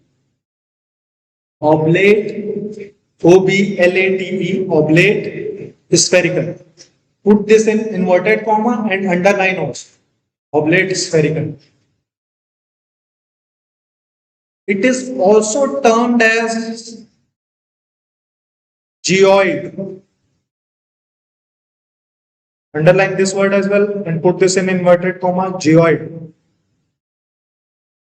Geoid, G-E-O-I-D, geoid. That is earth-like structure. Earth-like structure.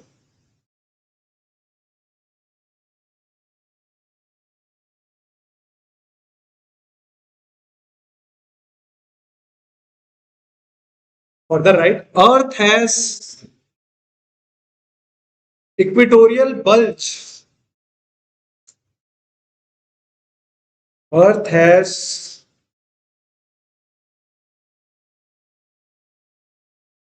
this is the spelling of equator, equatorial bulge. And also one more thing about answer writing which you should be very considerate about, that you should not do spelling mistakes. Why? Because examiner don't like it. And usually what happens when we read in very fast manner, then we often do spelling mistake, or when we write in very fast manner, then also we do spelling mistake. So avoid as much spelling mistakes as possible. Avoid it. And how can you avoid it? By reading with full concentration. Whenever in any spelling you feel confused, that whether the spelling of the bulge is B-U-L-G-E or B-U-L-J, so you have to read it with full concentration. Whenever you feel, let's say, several times I have seen students writing equatorial spelling like this. This is wrong spelling. Right? The spelling of the equatorial is this. So never do this type of mistake, because usually one answer you get 4-5 spelling mistakes, then overall you will get comparatively less marks, even if you are writing the right facts. Okay. So Earth has equatorial bulge and flattened top and flattened poles. Flattened poles. Equatorial bulge and flattened poles. Full stop. This is because of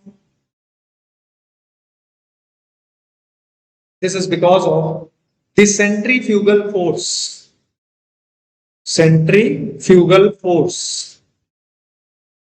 That is, in bracket you can write, that is, particles have the tendency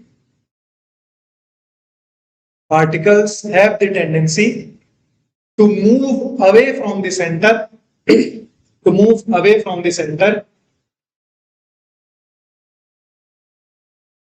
comma, hence the bulge,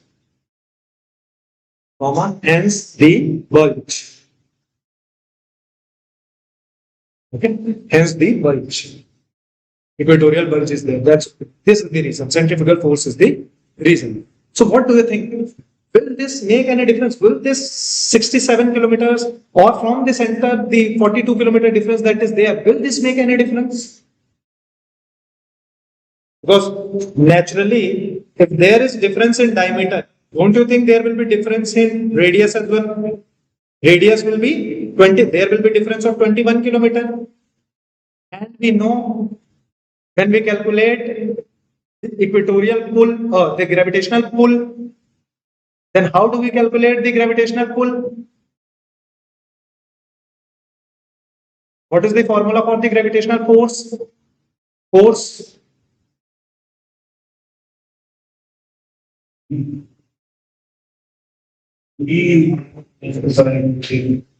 That is in case of two gravitational bodies. G m1 m2 upon r square is between two gravitational bodies. In case of the gravitational force in a particular body, it is m into a, mass into acceleration, right?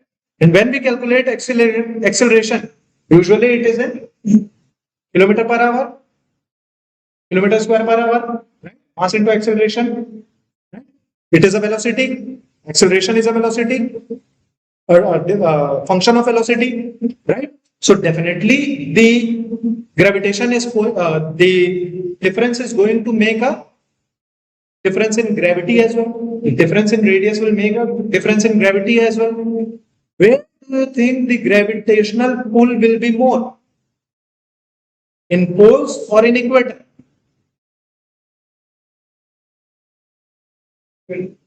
Huh? In equator? How many for equator? How many in support of equator?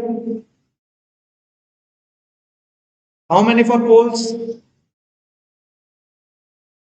2 are for poles, 5 are for equator. Rest don't want to answer. Let me give you one example. How many of you want to lose weight? Because there is a trend. I want to gain weight. Okay. How many of you want to gain weight? Gain weight. How many of you want to lose weight? Lose weight. How many of you, rest of you, want to remain in the same category, right? I am assuming you want to remain in the same weight category. Those who want to remain in same weight category should not travel from this place. Okay. Those who want to gain weight, for example, me and she want to gain weight, we should move towards the poles. Okay. That is, our weight in Itanagar will be less as compared to, let's say, North Pole. If suppose my weight here is 70 kg, I might weigh 75 kg in North Pole. Okay. Those who want to lose weight should move towards the equator. Suppose you want to lose weight. I am assuming your weight is, let me assume, 90 kg. 90 kg. Let's say you want to come into the category of 85 kg. So you should move towards Egypt, Africa, towards equator. Because there, without even doing any exercise, you can be 85 kg. Why this is happening? Because again, weight is a function of, weight is nothing but a force. It is because of the gravitational force, right? It is a function of a force.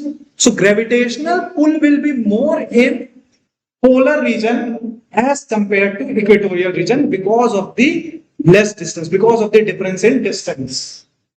Okay? Because poles are near to the center as compared to the equator. Do you understand this concept? Thoda thoda. Yes. Once you will realize, let me give you another example. But this example is not suitable for you because I am assuming you all are unemployed. How many of you are employed? Only one. So majority of them are unemployed. So those who are unemployed, even those who are employed, might feel difficulty in buying gold, right? Because gold prices have gone up. And this concept will be very, very important as far as economy is concerned. Why gold fluctuation prices, why fluctuations in gold prices are there? So suppose, now let me give you one case. Suppose you have to buy a gold at a, suppose you have to buy gold in, let me give you a location as well, in London. You are buying 1 kg gold. You will say, sir, itna paisa nahi hai. Let's assume you are buying 1 kg gold in London.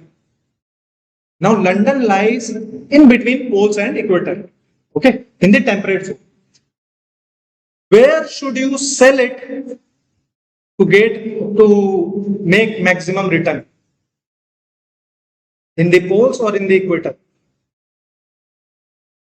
How many more poles?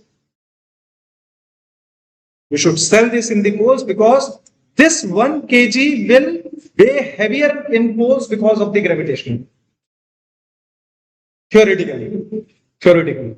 Although the jewelers around the world, they measure the molecular weight, right? But theoretically, this will weigh heavier near poles as compared to equatorial region because of the gravitational pull.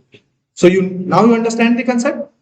Write down, write one sentence, you will understand this again and again. If you will read, you will easily understand this. Write one sentence that there is a difference of 42 kilometer. There is a difference of 42 kilometer. You have drawn the diagram, right? Difference of 42 kilometer in the diameters of equator and poles. In the diameters of equator and poles. So stop. Because of this, the gravitational pull is more in poles. The gravitational pull is more in poles as compared to the equator. The gravitational pull is more in poles as compared to the equator.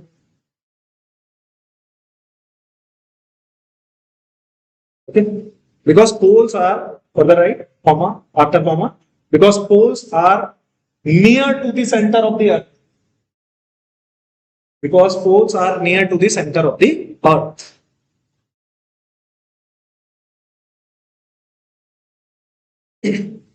Okay, so this is the scenario as far as the shape of the earth is concerned, the radius of the earth is concerned, the diameter of the earth is concerned. And remember, this diameter, the circumference, and the radius will be extremely important once we will move into the latitude section and further in the structure of the earth section. Extremely important. These calculations are very, very important. So again, now we have talked about the flat earth theory. That earlier, prior to Plato, there was a belief that earth's surface is flat. And that's why in many religions, there was a belief that you should not sail. Okay, as far as ships are concerned, because eventually you will fall. That used to be considered as the end of the earth. That what was the belief as far as the shape of the earth is concerned? That earth is like a flat disk. This was the belief that earth is like a flat disk. In the center there was a continent surrounded by the ocean in all sides, and the water of these oceans are falling continuously into heaven. So if you are sailing away from the land area, you will see the end of the earth. Okay, so this was the scenario. But then we saw the Aristotle, Aristotle talked about the horizon. So horizon gives us, we have seen the case of ship mast, that how ship mast disappears gradually, right? We have discussed this Black Pearl example, Captain Jack Sparrow. Then the scene of horizon is concerned. Now what happens with horizon? If you see this diagram particularly, in case of horizon, if suppose you are going up in the sky and you take one viewpoint, you take this viewpoint. Now from this viewpoint, if you look into the earth, what will you see? A circular disc like structure you will see. If you move higher, you will see comparatively bigger circle, right? And further, if you move higher, which is the biggest circle that you are going to see, the greatest circle that you are going to see in the earth. At a particular point, if you have to see the greatest circle, which greatest circle will you see? Circumference. Which circumference? Polar or equatorial? Equatorial. So equator is the greatest circle that you will see. Okay, if you are standing in any of the poles, above any of the poles. So this horizon suggests that if you are moving away from the earth, you will see different shapes, different sizes of circles, and the greatest circle that you can see is equator, because that is the greatest circumference. So this also suggests the changes in this is happening because of the viewpoint. And this viewpoint is because of the horizon. So horizon also suggests that earth is a sphere. And suppose if you change, had there been flat disk, let's say flat disk. Now you will say, sir, same thing can happen in case of flat disk as well. That if I am suppose this a point above like this, I might see this horizon. If I am moving further ahead, I am seeing this horizon. So greatest circle is again equator. But if you change the viewpoint to a particular angle, what will you see now? Still you will see the circle, right? If you change the viewpoint to this point, still you will see the circle. But in case of this, in case of flat disk, will you see the circle? In case of this, will you see the circle? Because the side view of a circle or a flat disk, how will it look? The side view will look like this. A disk will look like this from the side. Although from the top it is looking like a circle, but from the side it will look like a scale, right? So this is happening because of the spherical shape of the earth, that from any viewpoint, the area that you will see, that is circle. Okay. So this was also there.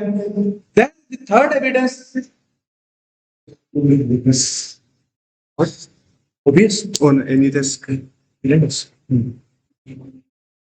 You just don't just.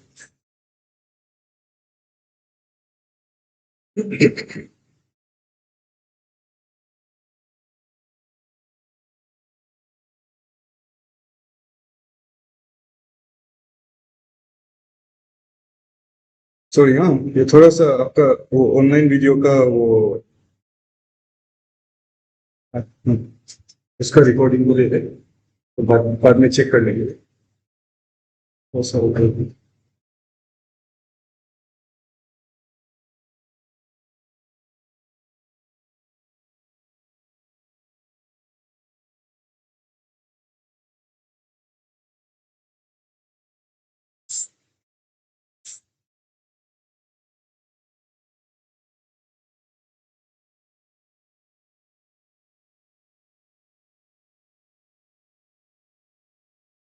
Done?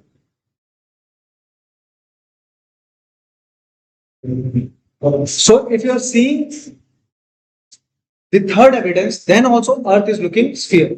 Then we have also went to the atmosphere, we have also went to the moon, we have also went to the Mars, and we have seen from the outer space that Earth is a sphere. There was also an assumption, since all the planetary bodies, all the heavenly bodies are spherical in shape, Earth cannot be an exception.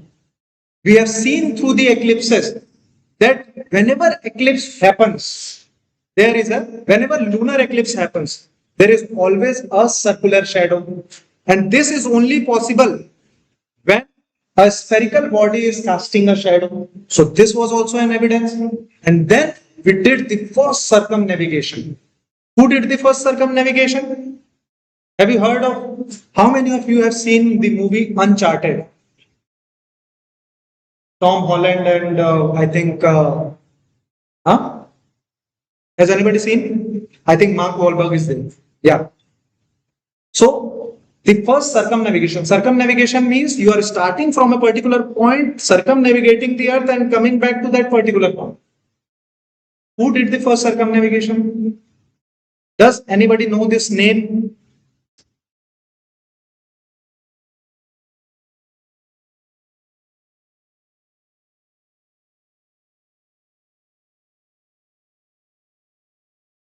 Magellan.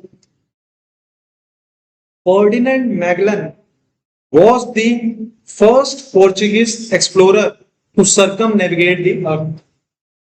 And if you see the map of South America looks like this. Okay. So if you see the map of South America, here is one strait at the tip of South America named as Magellan Strait, named after Ferdinand Magellan. So he was the first person in 1512. He circumnavigated. He started the circumnavigation, and after 2.5 years, he came back to the same point. So he was the first person to do the circumnavigation. After him, Sir Francis Drake did the circumnavigation, and then lots of explorers, Portuguese, Spanish, and the British explorers did the circumnavigation during the time period of medieval history. And after that, lots of navies also did the circumnavigation. And one such all-women crew of Indian Navy did the circumnavigation of the earth. And that all-women crew that did the circumnavigation is named as Navika Sagar. Navika Sagar. This was the name of the mission, name of the ship that did the circumnavigation, complete circumnavigation. Okay. So write the subheading evidences for the sphericity of the earth. Evidences for the sphericity of the earth. Sphericity of the earth. So first evidence, write down.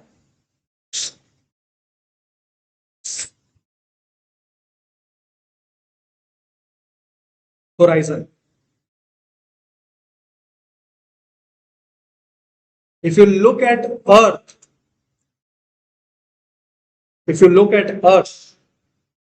from different viewpoints,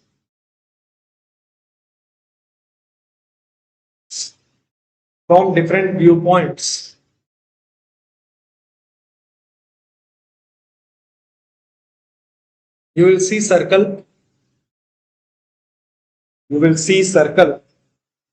With comma, after comma, with equator being the greatest circle.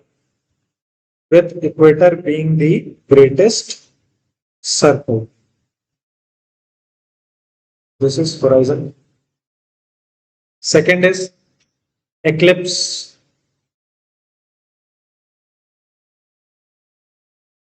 Eclipse. Write down. During okay. Let me ask one question. How many eclipses do you know? Types of eclipses. You know eclipse, right? Have you seen any ecliptic event? Yes. Recent one?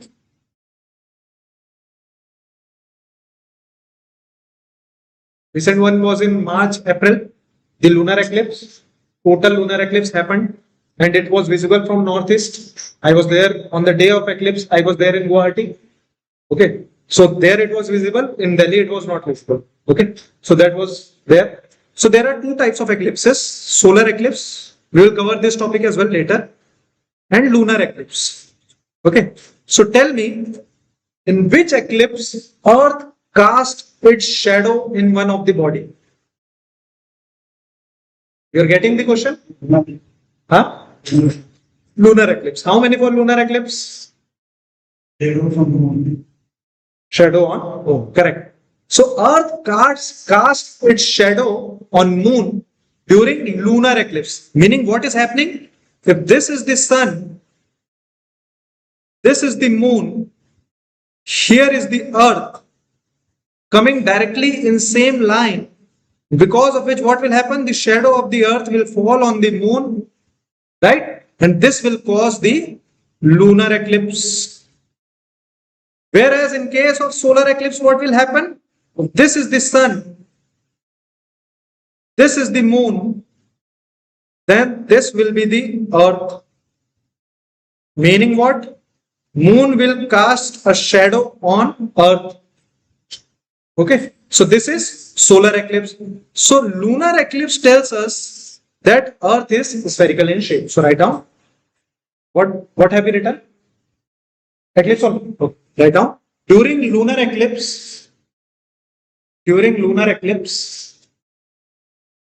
earth casts its shadow.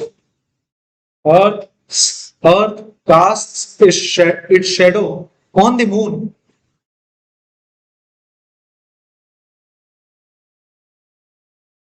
So every time the shadow is circular in shape,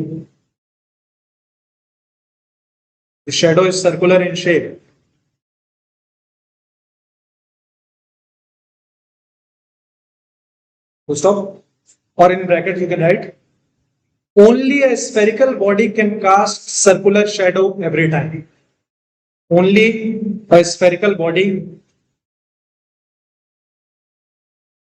can cast circular shadow every time.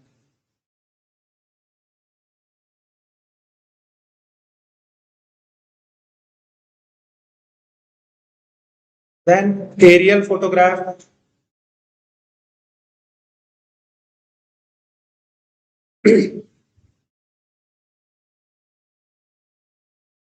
Aerial photograph. And you all might have seen the recent mission that went on moon and sent the photograph of the earth. The moon mission in case of NASA. Have you seen Apollo? Recent one. It was Apollo only, right? What was the name?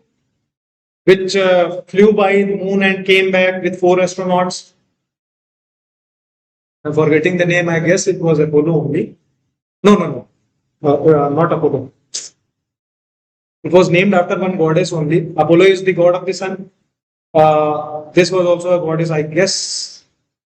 Ariana? No, not Ariana as well. I'm forgetting the name, but recent 3-4 months back only, all the astronauts came back safely into the earth. So this was there. So they sent the aerial photograph, and aerial photograph is the direct evidence as far as the sphericity of the earth is concerned. So write down. This is the direct evidence of sphericity. Direct evidence of sphericity. You can search the recent moon mission by NASA. Okay, in update here itself. Then the fourth one was circumnavigation. Write down circumnavigation of the earth. Circumnavigation of the earth.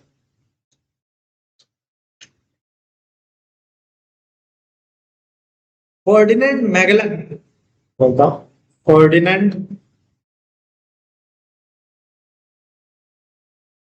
Magellan.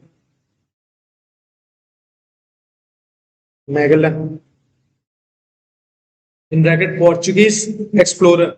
Portuguese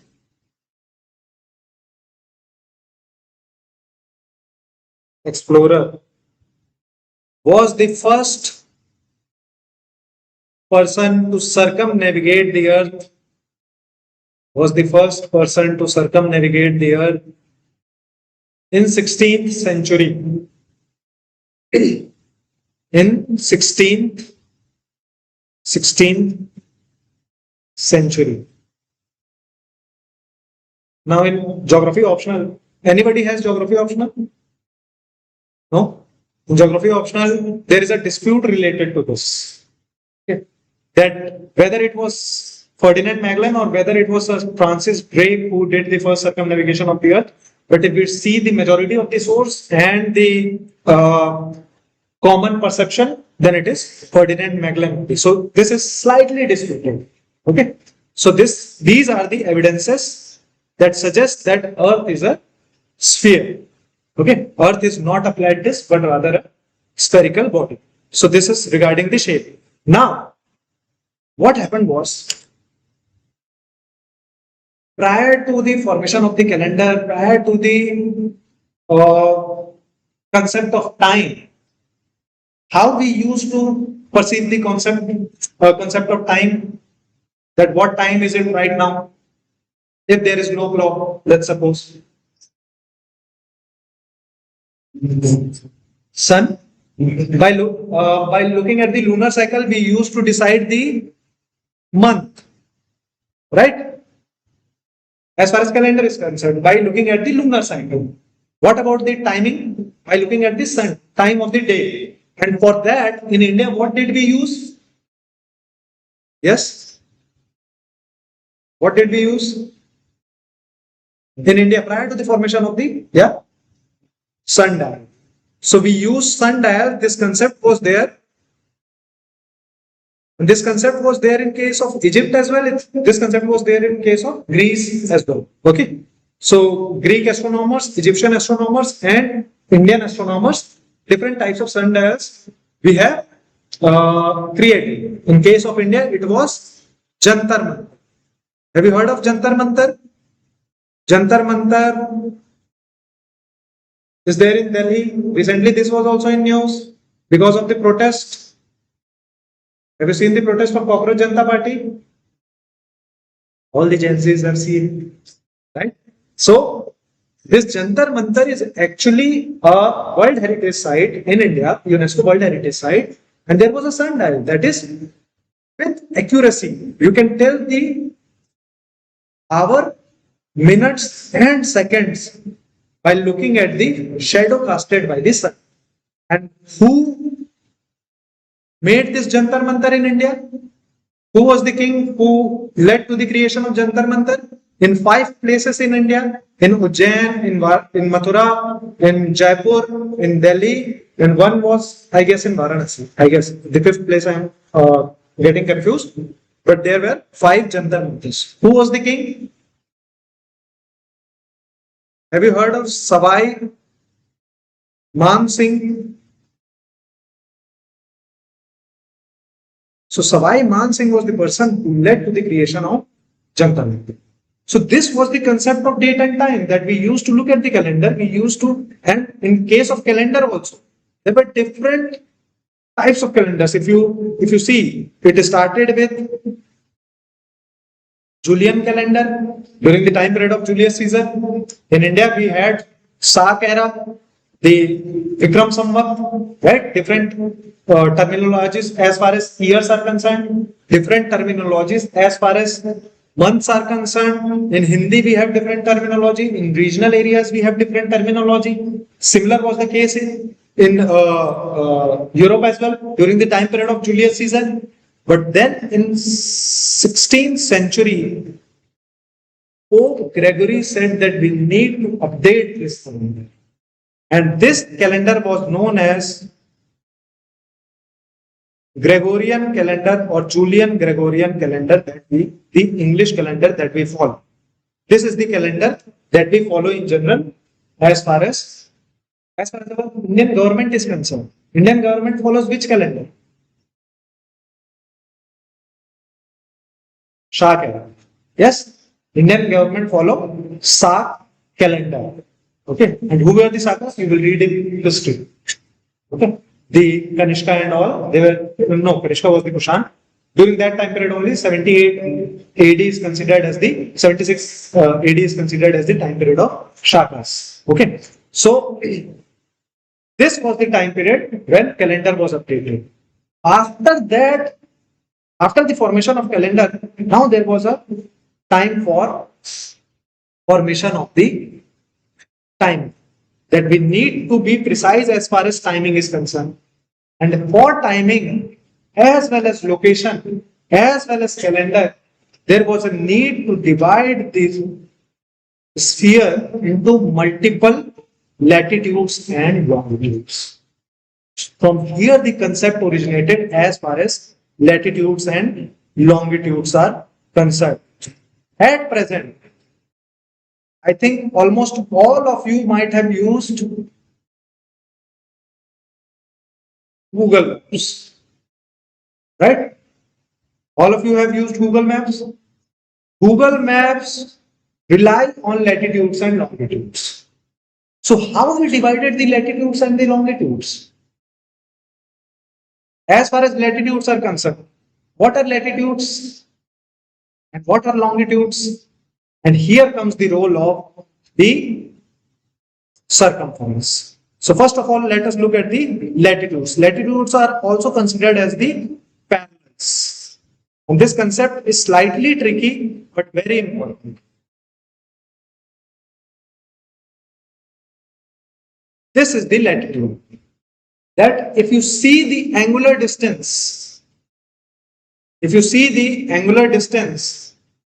from the center of the earth, by looking at which circumference you have to look, if you have to consider the latitude. If you are seeing the angular distance by looking at the polar circumference, you will get the latitude. Can you see? This is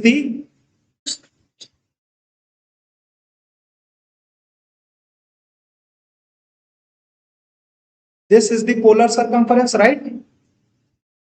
This is the polar circumference.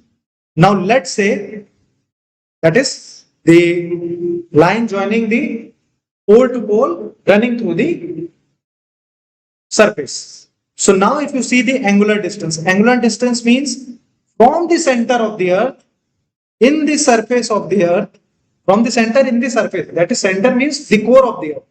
Okay, from the center inside the earth till the surface, there is one line. And then at a particular angle, let's say this is a 10-degree angle. Okay, 10-degree angle. Let me draw here just a second.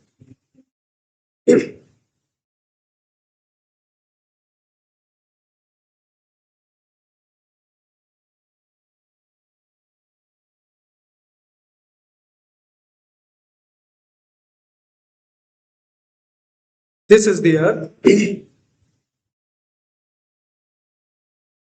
and this is the polar circumference. Now from the center of the earth there is one line that is joining the equator and one line at a particular angle joining the polar circumference. Now this angle is basically 10 degree. So this angle, if you join similar polar circumferences around the earth at 10 degree, there will come a point and this point will lead to creation of a latitude that will be 10-degree latitude. So what is latitude? Latitude is the angular distance to calculate the distance of the polar circumference from the center of the earth. This is latitude. Now what is longitude? Here we are considering the polar circumference. In case of latitude, we are considering the polar circumference because we have to calculate the angular distance from the center. Now what is longitude? In case of longitude, again consider earth and now consider the equatorial circumference, right? Now from the equator, there is first join one line at the surface. Then let's say again one angle 10 degree. Now if you join this line from pole to pole, it will come like this. This 10 degree will come like this. Further 10 degree like this. Further 10 degree like this. further 10 degree like this. So like this, longitude will be formed. So latitudes are nothing but the parallels. That is, there is one equator, then 5 degree above equator, 10 degree above equator, 20 degree, let's say above equator, 90 degree above equator. These are latitudes because all of these lines are parallel, right? Parallel to each other at a particular degree. 1 degree, 2 degree, 3 degree, 10 degree, 23.5 degree, like this. But longitudes have a converging tendency. That is, longitudes are widest at the equator and they are converging at the poles. All longitudes join at the poles. So what are longitudes? Longitudes are nothing but the meridians joining the north pole to the south pole running from the surface of the earth. In terms of angular distance, it is measured considering the equatorial circumference. Those are the longitudes. Now, there is a calculation for this, and the calculation part is very, very tricky. But this calculation is important to consider time. Now, what happened? In the 18th century, all these scholars, these geographers, they all gathered in London, Royal Astronomical Observatory, London.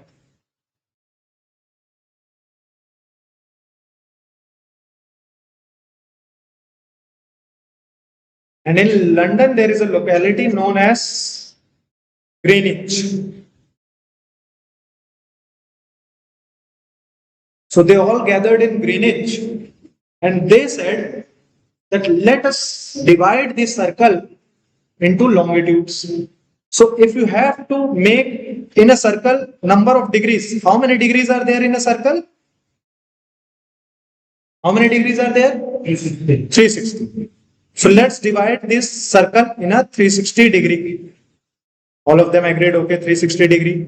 And they said, since we are sitting at the Royal Observatory, London, so whichever longitude is passing, let's take this as a reference, Royal Observatory, Astronomical Observatory, Greenwich as a reference, and consider this as 0 degree longitude. So they considered Greenwich as 0 degree longitude. Now from 0 degree longitude, if you are moving towards the east, then it will be considered as eastern longitude. So there can be 15 degrees, 30 degrees, 90 degrees, like this. And if you are moving towards the west, then it will be considered as western longitude. That is here also 15 degree west, 30 degree west, 90 degree west, like this up till 180 degree. So from 0 to 180 up till ideal, that is international dateline, 0 to 180 degree towards the east up till ideal, all combined total 360 degree. If you look at the globe, okay. So they divided the whole circle into 360 longitudes. Now these 360 longitudes, how they divided it? They had to calculate the time. So which reference they will took, which circumference they will take? As far as longitude are concerned, which circumference we took to measure the angular distance? Equatorial. And what was the distance of equatorial circumference? What was the length of equatorial circumference? Do you remember? That's why I was saying that it will come in case of calculation. What was the length of equatorial circumference? Look at your notes diagram. 40,075. Okay. 40,075 kilometers was the distance as far as equatorial circumference is concerned. And in how many degrees we have divided? Total 360 degrees. So how much will be the distance between 1 degree at equator? 1 degree distance, if you have to calculate, how much it will come? 40,075 divided by 360, approximately 111 point something kilometers it comes. So let's take 111 kilometers as the approximate distance. So distance between two longitudes at equator is 111 kilometers. Okay, this is there. We got the distance, but we know that longitudes have a converging tendency. That is, if we look at this diagram, this is technical topics, so remain attentive here. If we look at this diagram in case of longitude, just see this. This is the diagram. Can you see this? Now, in case of this diagram, here, if you see, all the longitudes are converging towards North Pole, right? And they are widest at the equator. So the distance 111 kilometers between two longitudes, 0 degree to 1 degree, is 111 kilometers, 1 to 2, 111 kilometers like this, but they will become 0 here. They will become 0 at the North Pole and South Pole because they will converge. So the distance between the longitudes goes on decreasing as we move towards the poles. It goes on decreasing. Right? So this is the scenario as far as longitudes are concerned. And this is what I was saying, that all of them sat in Royal Observatory, Astronomical Observatory in Greenwich, London. They took 0 degree as reference. That is considered as Greenwich Mean Time. If you are moving towards Eastern Hemisphere, that is 10, 20, 30, 40, up till this 180 degree is considered as international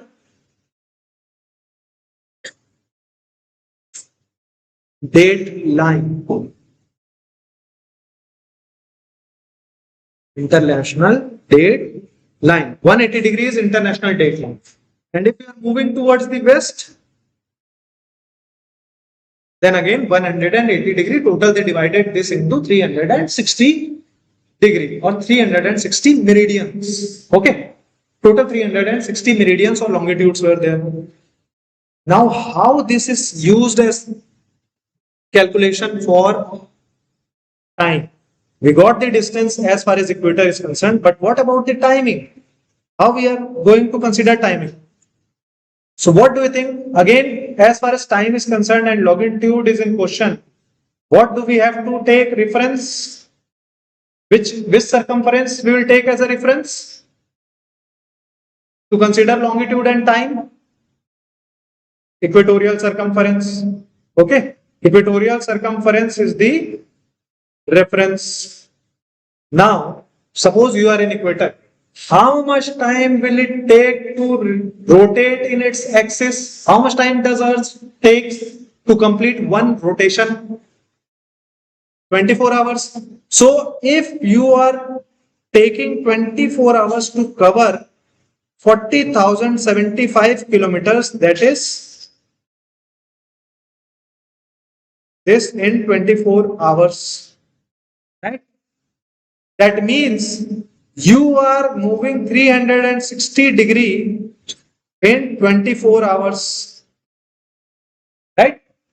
Completing 360 degree in 24 hours. So how many degrees you will travel in 1 hour? How many degrees will you travel in 1 hour? 15. So if you are moving, let's say 15 degree, right? In 1 hour, it takes 15 degree. It moves 15 degree. It rotates 15 degree. Now let's suppose, again look at this diagram. This calculation you got, right? 40,075 or 360 degree in 24 hours. So 1 degree, in 1 hour you are moving 15 degrees. Now you see, suppose you are standing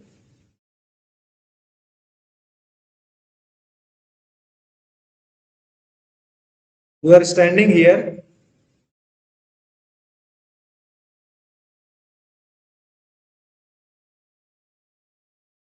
at Greenwich Mean Time. Okay, you are standing at Greenwich Mean Time. Now this is, let's say, what is the time right now? 7 p.m. 7 p.m. is happening. Now, if I ask you, if it is 7 p.m. in Greenwich Mean Time, what is the time in 30 degree east? Can you tell me? 30° east. And this is one of the best part. Yeah. 9 p.m. 9 p.m. Yeah. 5 p.m. 5 p.m. Okay. One answer is 5 p.m. Another answer.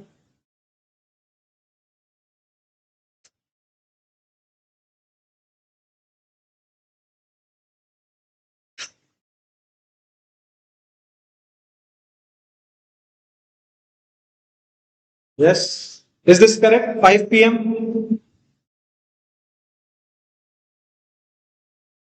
Is this correct? How many hours we are moving? If we have to calculate at 30°, how many?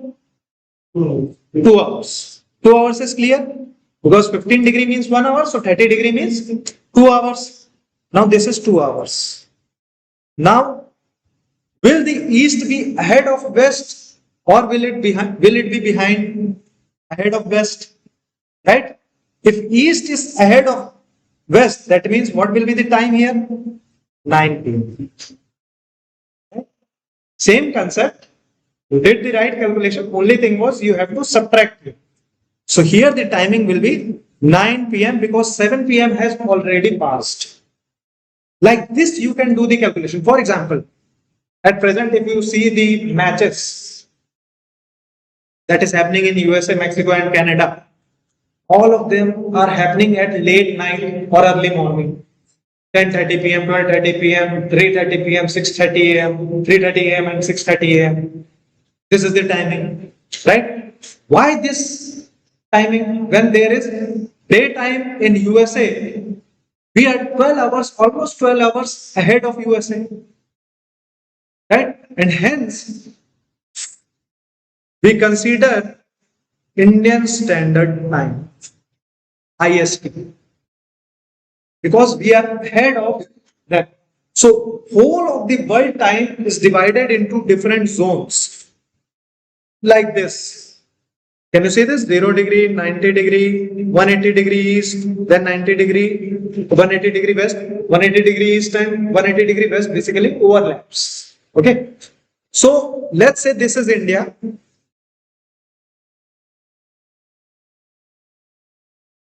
This is India. In India, it is 7 p.m. right now. Right? What do you think is the time in this part? 90° west in, or let's consider for the sake of easy calculation, let's consider the easier calculation. 90° we are considering, okay? 90° as our IST we are considering.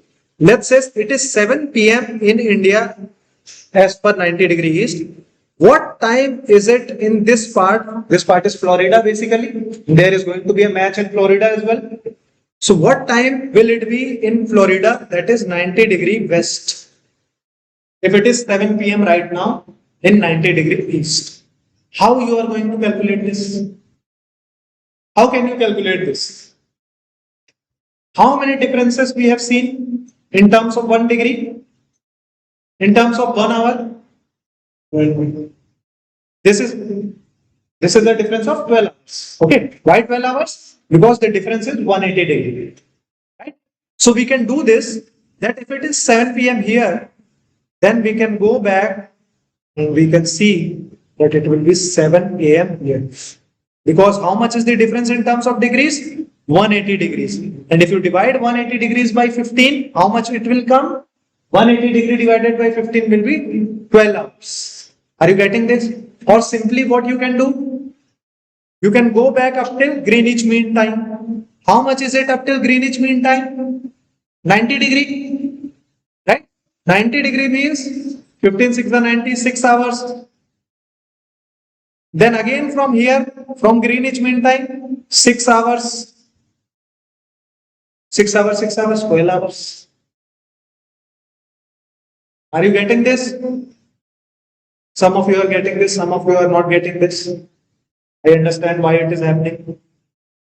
For this, let me give you another aspect. Because further, demarcation is there as far as time is concerned.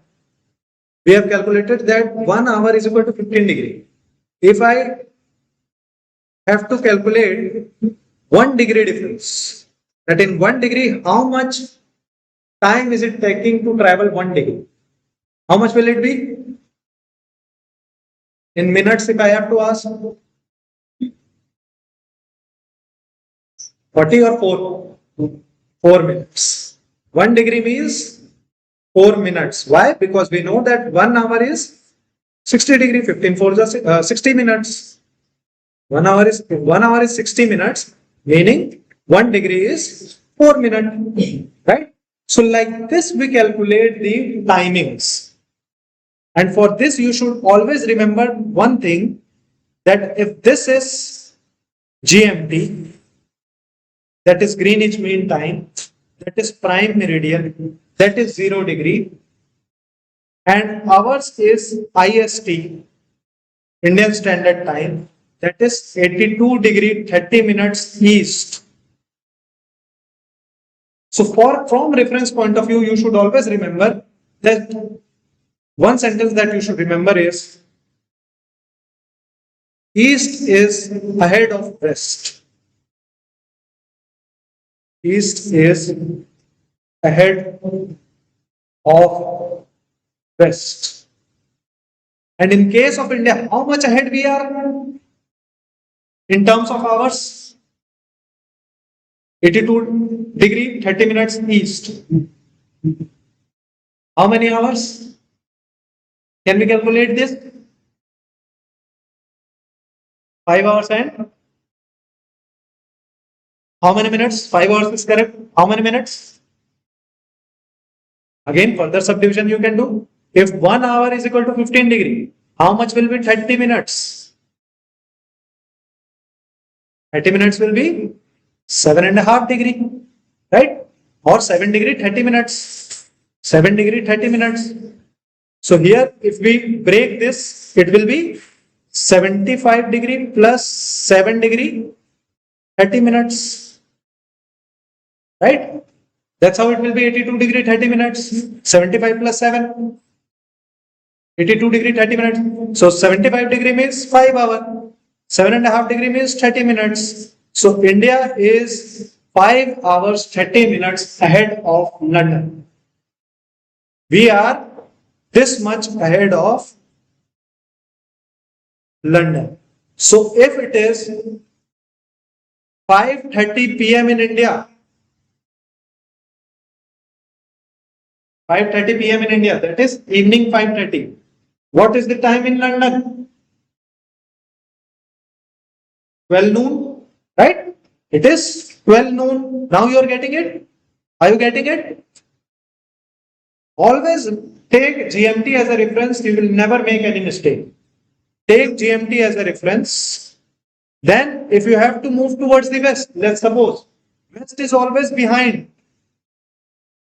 Okay, west is always behind, east is always ahead in terms of timing. So if it is 12 noon in GMT in London, what will be the time in, let's say, 75 degree west? What will be the time?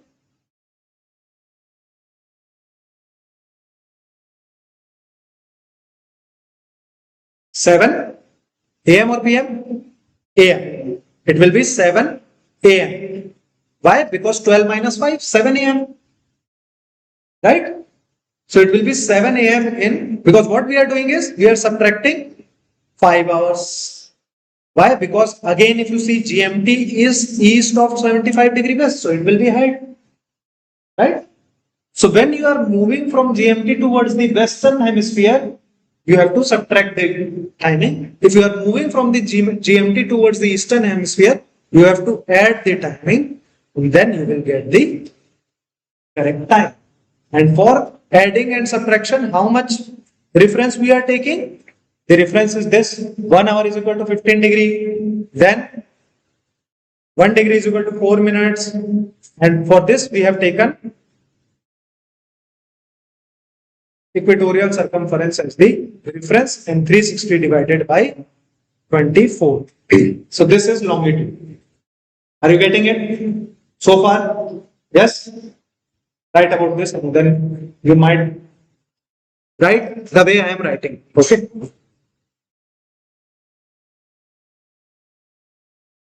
So first of all, give subheading longitudes.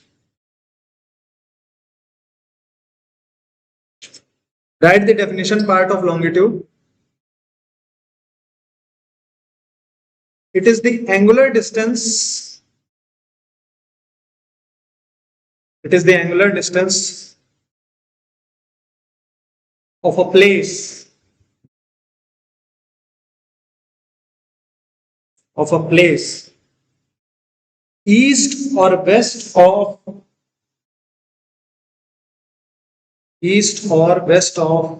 prime meridian, east or west of prime meridian,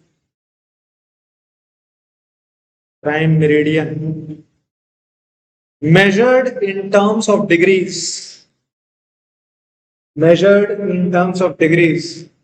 from the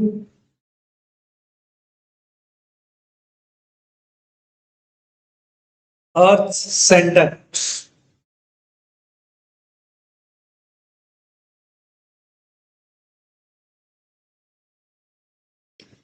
From the Earth's center. Further right. The line joining North Pole and South Pole. The line joining North Pole and South Pole running through the surface. Is called longitude.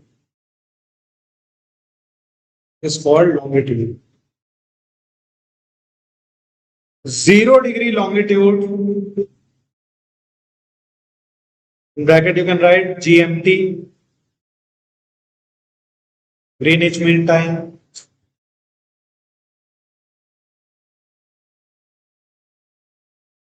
Passes through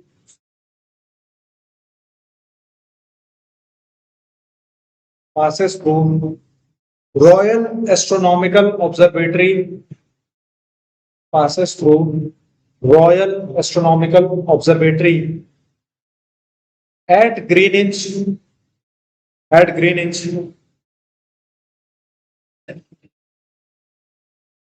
near London.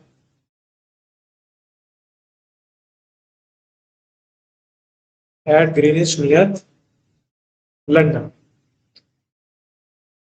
All the longitudes, write this. Unlike latitudes, all the longitudes are of equal length.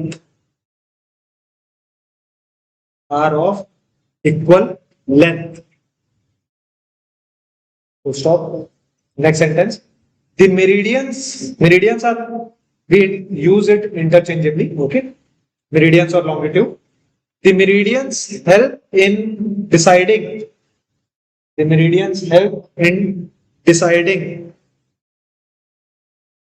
Time zone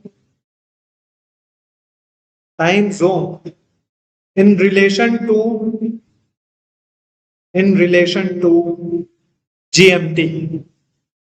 Gradients helps in deciding time zone in relation to GMT.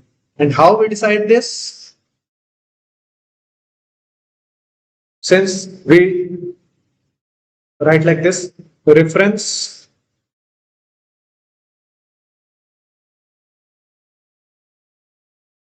equatorial circumference, not polar, equatorial circumference. Reference is equatorial circumference and rotation.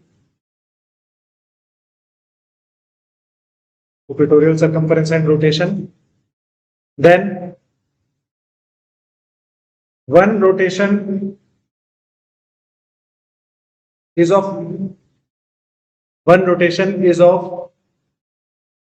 24 hours. One rotation is of 24 hours. And this equatorial circumference is of 360 degree because it is a circle. Right? So one rotation is of 24 hours. So 360 degree divided by 24 hours. Okay. So how much it will be? This will give 1 hour is equal to 15 minutes. 1 hour is equal to, 15 degree. 1 hour is equal to 15 degree. 30 minutes is equal to 7.5 degree. 30 minutes is equal to 7.5 degree. Since 1 hour is equal to 60 minutes, meaning 4 minutes is equal to 1 degree. 4 minutes is equal to 1 degree. Further write down, east of GMT is always ahead of it,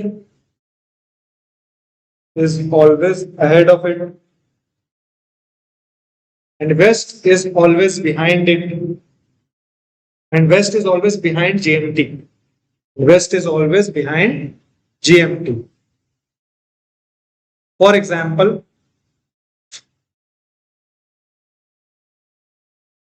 if it is 12 noon in GMT, you can draw this. 12 noon in GMT. 12 noon in GMT. Then in case of IST is Indian Standard Time. IST, draw like this only, then you will remember. 12 noon in GMT, then draw a line here, IST, write 82 degree 30 minutes east. 82 degree 30 minutes east. This 82 degree 30 minutes east can be written as 75 degree plus 7 degree 30 minutes east.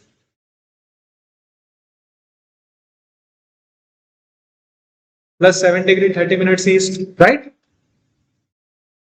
Hence, it will be 5 hour 30 minutes.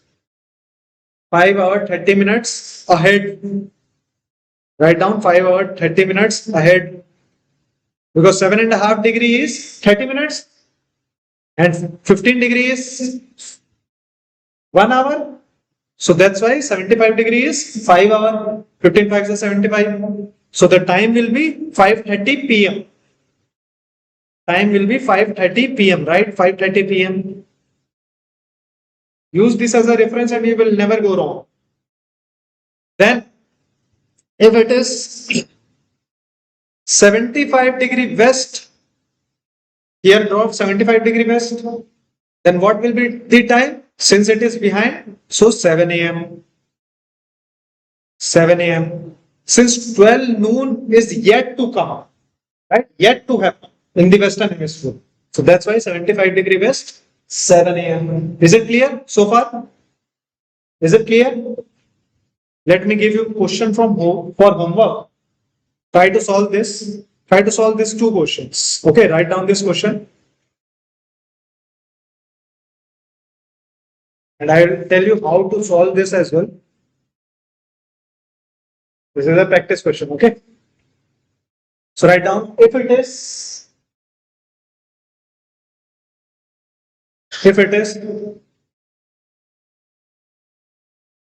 2:30 a.m. on Sunday in 90 degree east, 2:30 a.m. on Sunday in 90 degree east, then what is the time and date as well? Day will also change here. In 120 west.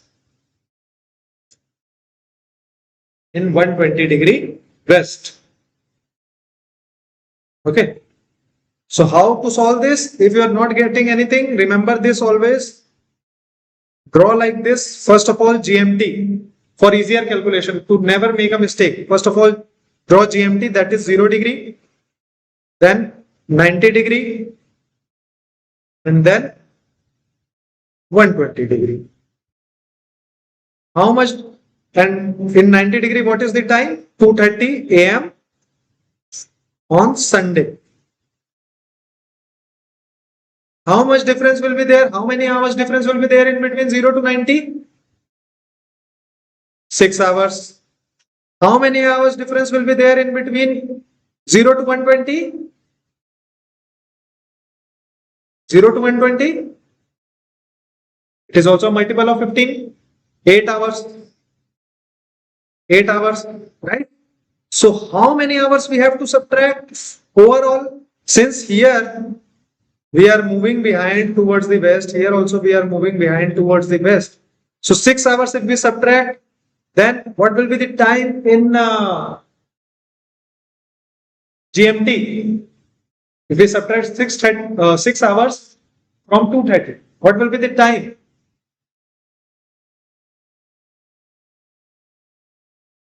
12:30? No.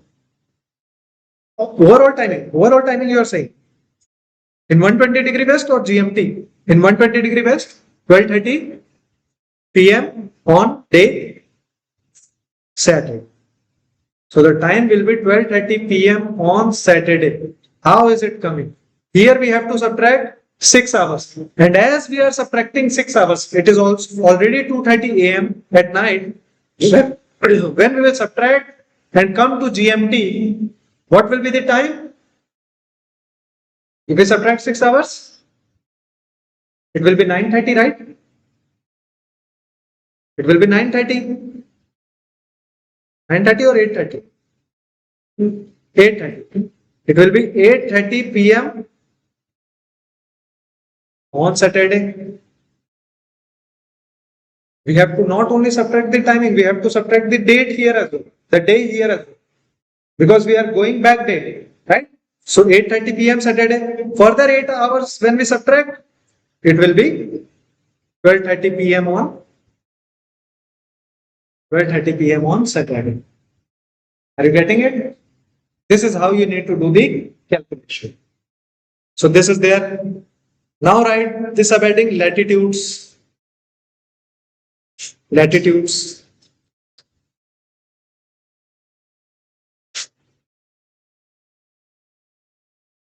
Latitudes. Write down. It is the line joining, or write down. It is the angular distance. It is the angular distance of a place. Angular distance of a place. North or south of the equator. North or south of the equator. North or south of the equator. Measured in degrees. Measured in degrees from the Earth's center.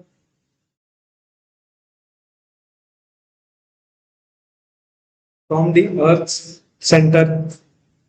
Further write down, as the Earth is slightly flattened, as the Earth is slightly flattened at the poles, the linear distance of the degree of latitude is slightly longer. The degree of latitude at the poles is slightly longer. The degree of latitude is slightly longer at the poles. Slightly longer at the poles. but average distance is 111 kilometers. That is, if we are moving 111 kilometers north and south, then we are moving 1 degree. Okay, this is the average distance between. And how we have calculated this 111 kilometers? Here we have to take the reference to measure the latitude. Further, below this, write down. Here we have to take the reference of polar circumference. Reference is polar circumference. So what is happening here? How much is the polar circumference? 40,008. 40,008 kilometers. In how many degrees we have to divide? Again, because it is a circle. So we will divide it into 360 degree. So how many? So 1 degree is equal to how many kilometers? 1 degree is equal to 111 point something kilometers it will come. So we are taking 111 kilometers as average.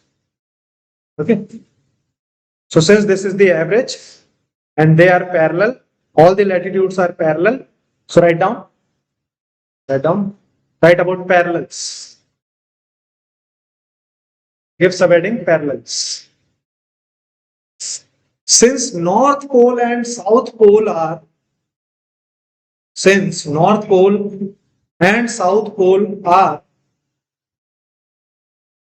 circles, that is, they are not exactly circle, they are point, right? North Pole and South Pole. So there are 179 parallels. So there are 179 parallels, whereas 181 latitudes. Total number of latitudes is how much? 181. How 181? Now see this calculation, or see this aspect. First, the biggest latitude is which one? Equator, right? That is 0 degree. We'll consider this as 1 latitude. Okay. This is 1. Then from 1 to 89 degree north in the northern hemisphere, how many latitudes will be there? 1 to 89 is 89, right? Then again 1 to 89 degree south, how many latitudes? 89 latitudes. How much is the total? 89 plus 89 plus 1? 179. This is total 179 parallels. We are considering 0 degree, then 1 to 89 degree north, 1 to 89 degree south. Total 179 parallels. Plus 2 point circles. That is North Pole and South Pole. That is 90 degree north and 90 degree south. So this will become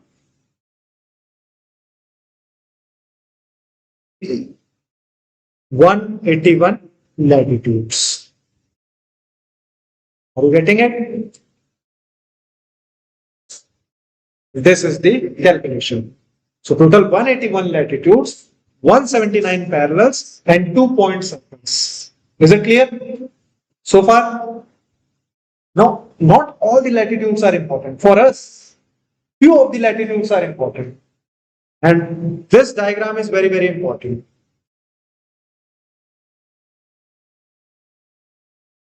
In case of latitude,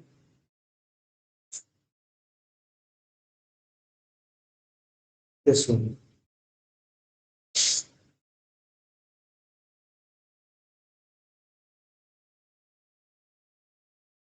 Now, if you see, the biggest latitude is equator.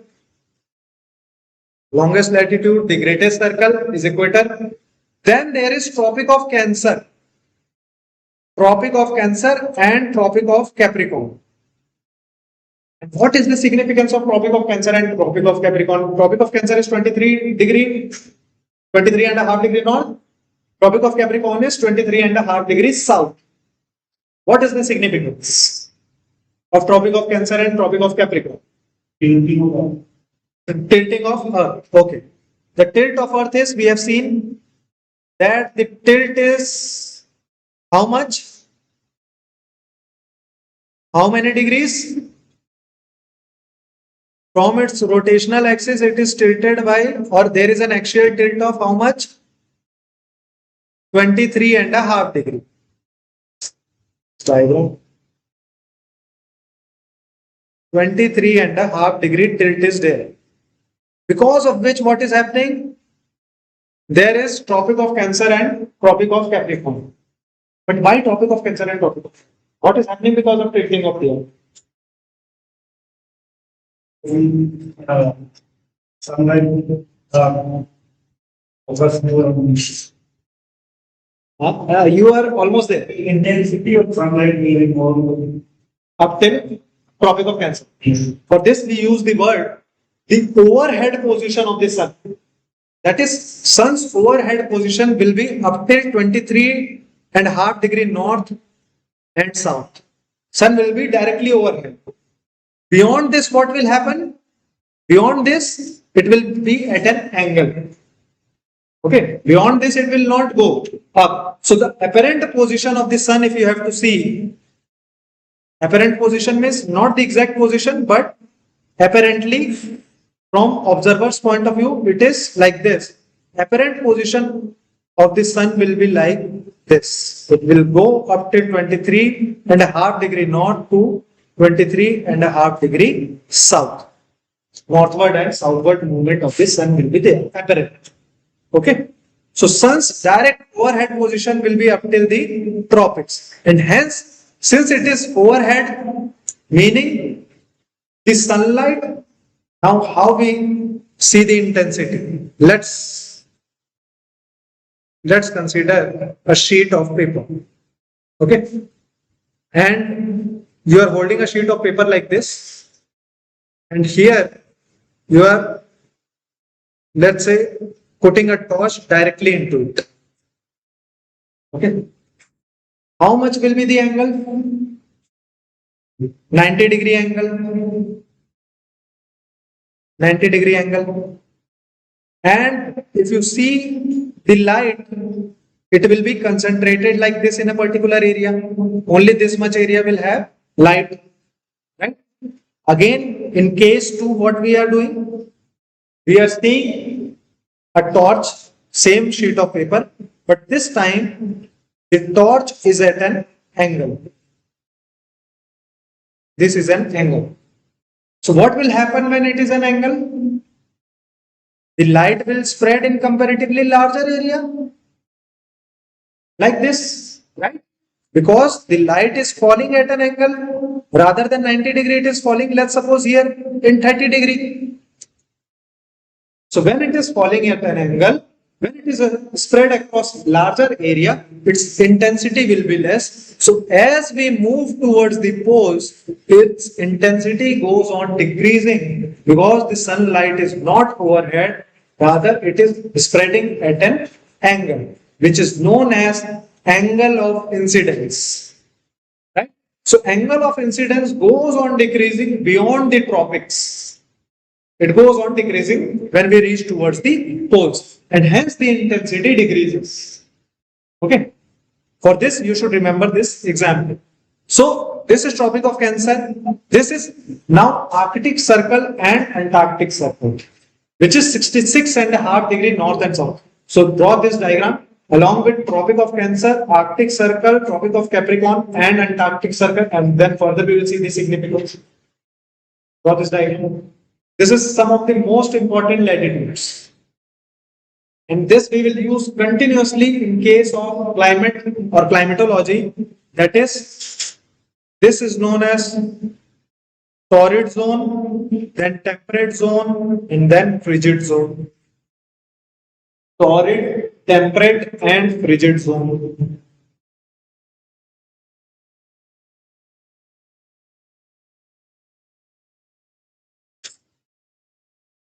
Is there any reason why this cancer and Capricorn don't? That was I was going to ask. That was my question. Why do you think it is considered as Cancer and Capricorn? We often use to forget. Huh? It's often we forget. We should minimize cancer and Capricorn. No. Cancer is always northern hemisphere and Capricorn is always southern hemisphere. Okay. See, and Yeah, both are similar. But if you remember the story behind this, then let me tell you the story why it is named as Cancer and Capricorn. Do you find any relevance of Cancer and Capricorn at the same time? Where do we use Cancer and Capricorn? Zodiac signs, right? Zodiac signs we use. What does zodiac signs are made of? Constellations. So while this nomenclature was happening, the North Pole was pointing towards the Cancer, and hence the Tropic of Cancer. Whereas the South Pole was pointing towards the Capricorn, and hence the Tropic of Capricorn. While during the time period of nomenclature, we'll talk about one more thing, that when Earth is rotating on its axis, it is not as if the axis is always fixed or 23.5 degree only. In the past few thousands of years, our axis has changed. At present, where does our North Pole directs towards which star? North Star or Polaris. North Pole is directly looking towards North Star. But if we look 7,80,000 years back, then our North Pole was not pointing towards North Star. Rather, it was pointing towards another star which was named as Vega. Vega, which was around 22.5 degree north. So our tilt has shifted towards 23.5 degree, and we have seen a variation of 22 degree 4 minutes to 24 degree 1 minutes. In between this, it has wavered. The axis has wavered in the past. This particular shifting in axis, how we determine that there is a shift in axis? Now, this is comparatively deeper concept, not needed. But if you remember this story, again, this will be helpful. How we determine? Yes, magnetic inclination. This is the right. How we measure the magnetic inclination of magnetic? This magnetic inclination is also known as magnetic depth. How we measure the magnetic inclination? You know, in all the, how many of you are from CBSE board?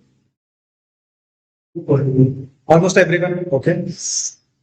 So in CBSE board, I think in class 6th or 7th, there was an experiment in physics and in science book. There was an experiment that if you take a sheet of paper and spread the iron grains randomly, okay, and then you put a charge along this axis, what will happen? Magnetic field lines will be generated, and these iron nails will form a shape like this, right? Like this field lines will be created. This experiment was there in the general science book. Similarly, during the formation of the rocks, we will come into the rocks now. After this, tomorrow we will talk about the rocks. So during the formation of rocks, what was happening? That almost all the rocks have some or the other magnetic particles, some or the other metallic particles, not magnetic, metallic particles.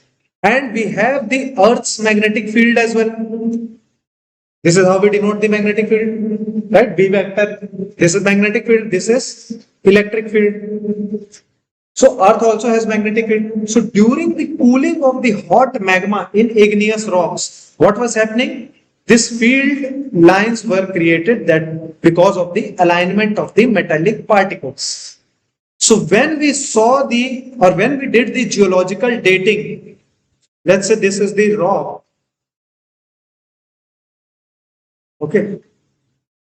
In case of rock, if magma is coming from beneath, okay, so this is how the rock has solidified.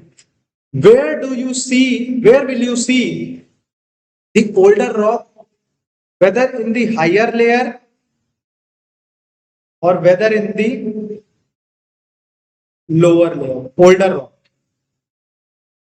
higher or lower? How many for A?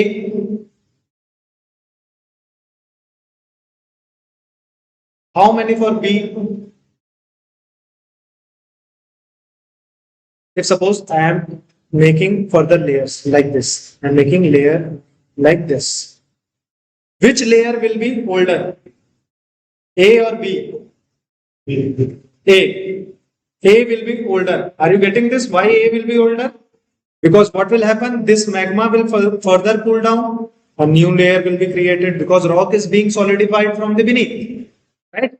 Further new layer, further new layer, further new layer. And as these rocks will move up, there will be older layer.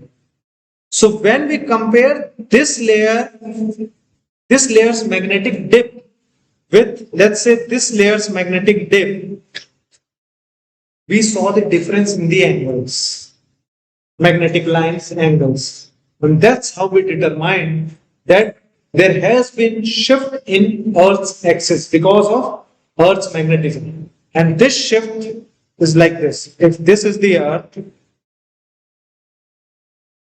it has a tilted axis of, let's say, 23. At present, it has a tilted axis of 23.5 degree. This axis is pointing towards a star named as North Star. This angle is 23.5 degree. Then by studying the magnetic field lines, we have seen that there has been some kind of wobbling. Wobbling means, have you seen the top? Top means lattu. Have you seen? Played with the top. What do we call here? I don't know. Spinning top, right? And when spinning top slows down, there is a wobbling, right? It wobbles. Similar wobbling is there is in case of Earth as well. If this is the spinning top, when its speed varies, it wobbles like this. Similarly, here also the axis is changing. Slight variation in axis is there. And hence, earlier it was pointing towards this star named as Vega, which was around 22 degree, not 1 minute, but 4 minutes north. Now it is pointing towards North Star, that is 23.5 degree. And when we have studied the four rocks, we have seen that there has been variation in between this in the past in case of Earth. 22 degree 4 minutes north to 24 degree 1 minutes north.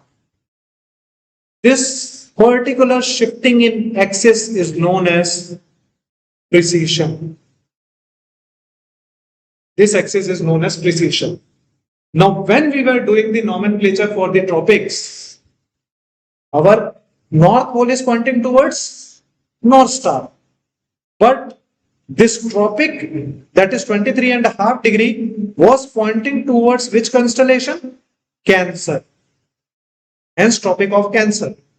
Our tropics, which was Tropic of Capricorn, that is 23.5 degree south, was pointing towards which constellation? Capricorn. Hence, Tropic of Cancer and Tropic of Capricorn. You get it? Very technical, I know.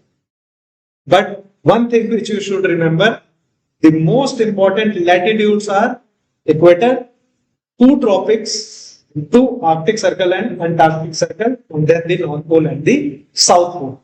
In between these, the climatic zones are determined. Okay, so write down.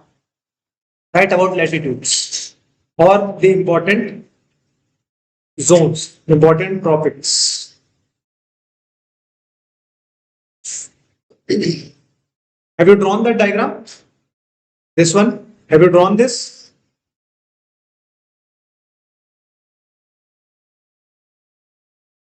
And have you written about this zones, torrid zone, frigid zone, and temperate zone. Torrid, temperate, and frigid zone. Have you written about this?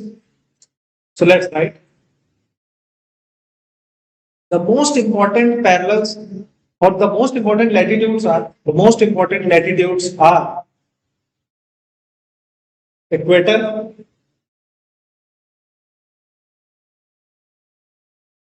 comma, Tropic of Cancer and Tropic of Capricorn. You can write like this.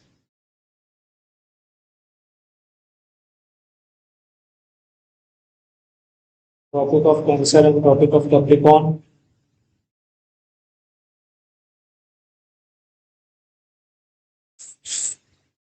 Comma, Arctic Circle and Antarctic Circle. Arctic Circle and Antarctic Circle. And North Pole and South Pole.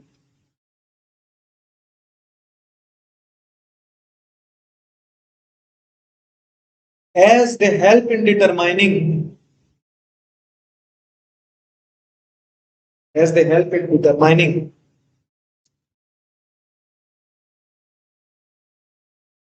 the seasons, as they help in determining the climatic zones, Okay, and we will see tomorrow the seasons and solstices, that how this revolution around the earth at a particular tilted axis is helping in summers and winters. When it is summers in the northern hemisphere, it is winters in the southern hemisphere. When it is summers in the southern hemisphere, it is winters in the northern hemisphere. That we will see tomorrow. Further, write about the time zones and international date line. International date line. Now, when you will read NCERT, you can see this kind of map, that ideally international date line should have passed from 180 degree east or 180 degree west, which is the same line. Ideally, it should have been passed through 180 degree longitude. But it is not a straight line, it is a zigzag line. And why it is a zigzag line? Why do you think it is a zigzag line? What was the need?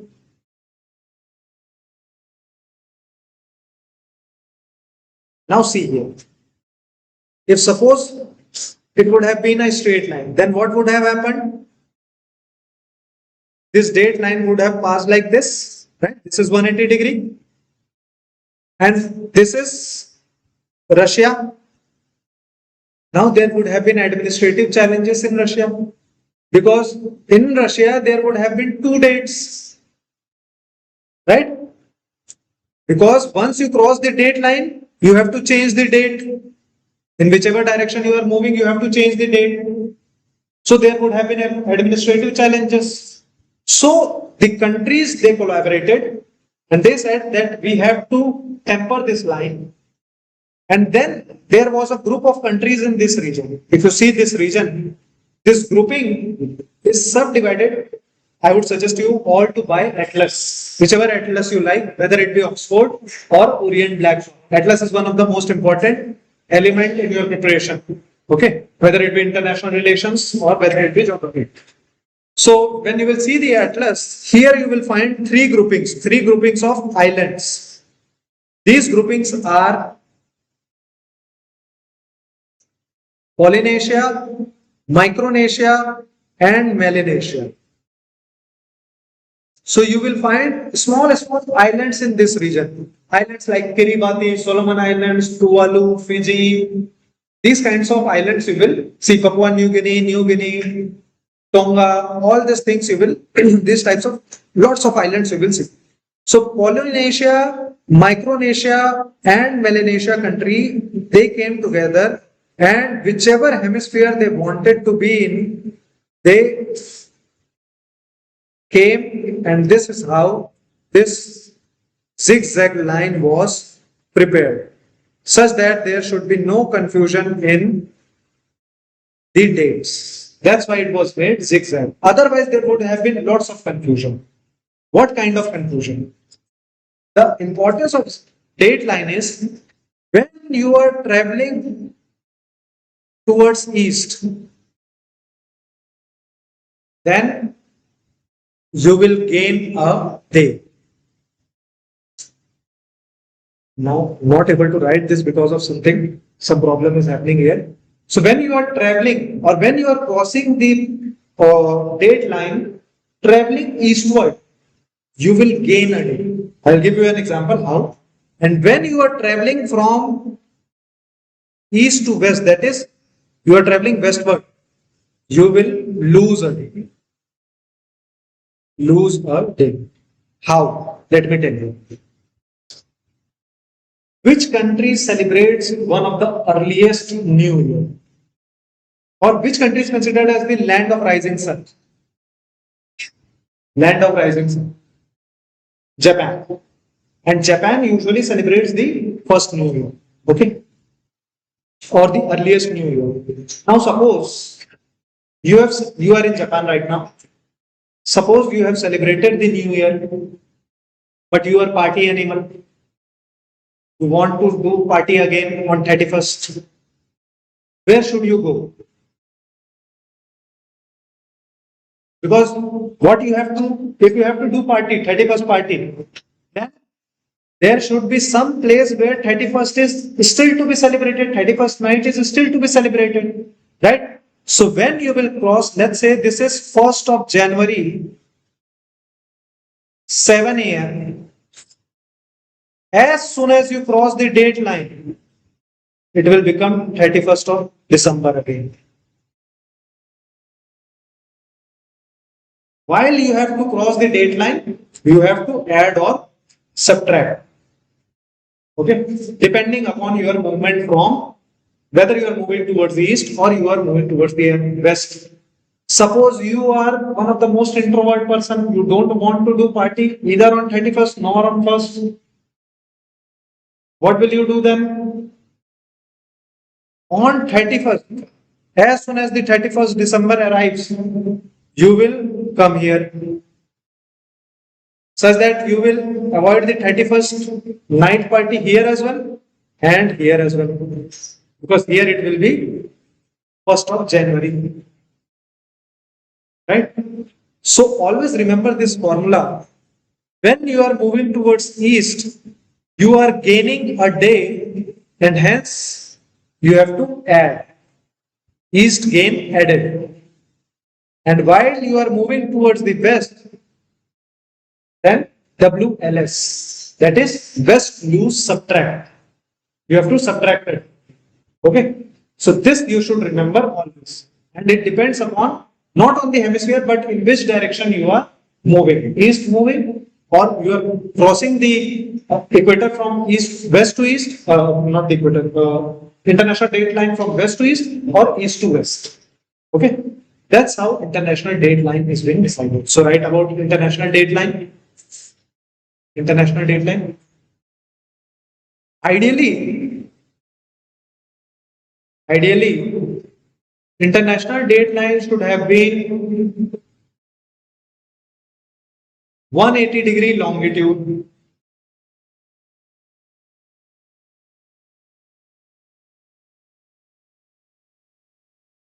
but to avoid confusion,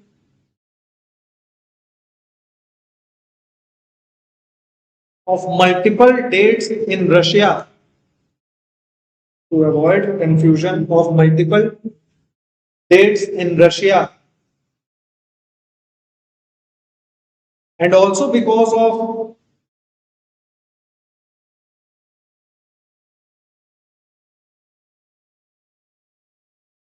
groups of islands present in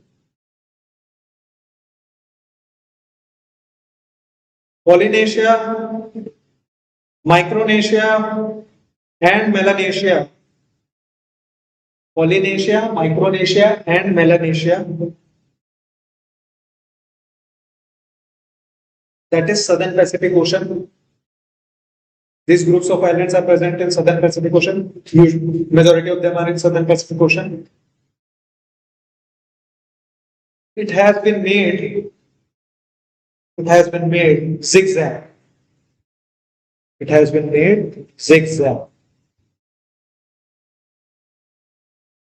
Has been made zigzag.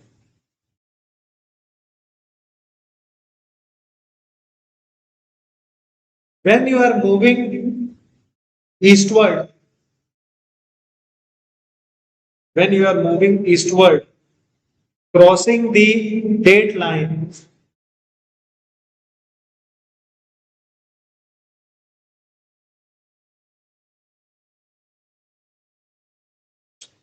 you gain a day. You gain a day.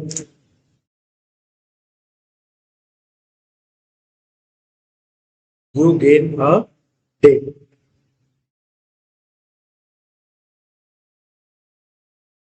Right, like this, EGA, and this formula is also given in GC Leon. East gain added, or east gain add, not added, east gain add. Full stop. When you are moving westward, when you are moving westward, crossing the date line, you lose a day.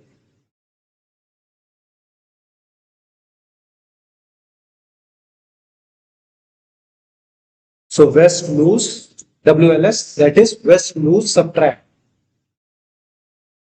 You have lost a day, so west lose subtract. Are you getting the point? Suppose this is the ideal. At present, the date for PCS has not been announced, right? Announced? Not announced. When is the tentative date for exam? September. Let's suppose 15th of September is the exam date. Okay. And there are two centers for prelims. One is in this center, another is in this center. A and B. Okay. You feel that if you gain one day, if you get one day, you will complete whole revision. Where will you give the examination? A or B? You get one day, you will definitely pass the prelims. Where will you give the examination? How many in A? How many in B?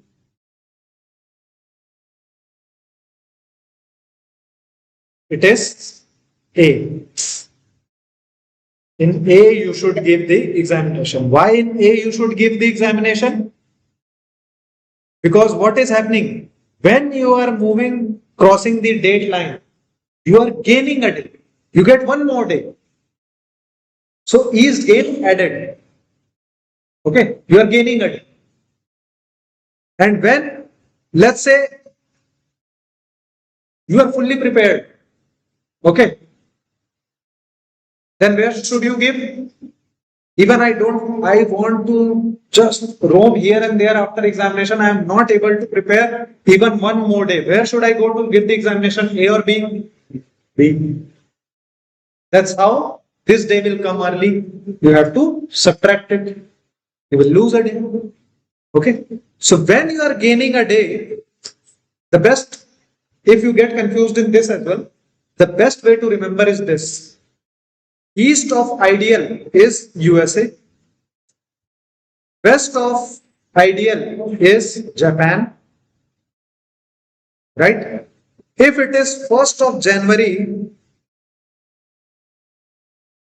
in ideal, it is 2nd of Jan or not 1st of January, 31st of December in ideal.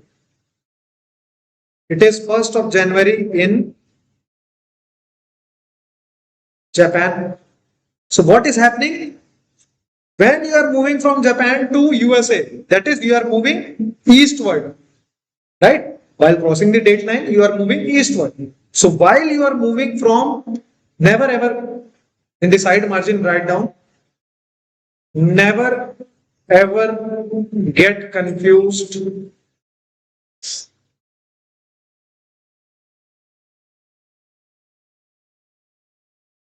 eastward, westward movement, eastward, westward movement with eastern and western hemisphere. They are not the same. Okay. This you should remember. So when we are moving from this Japan to USA, what is happening to us? We are gaining a day, and when we gain a day, we add a day. That is, we are getting one extra day. That is, the same day will get repeated.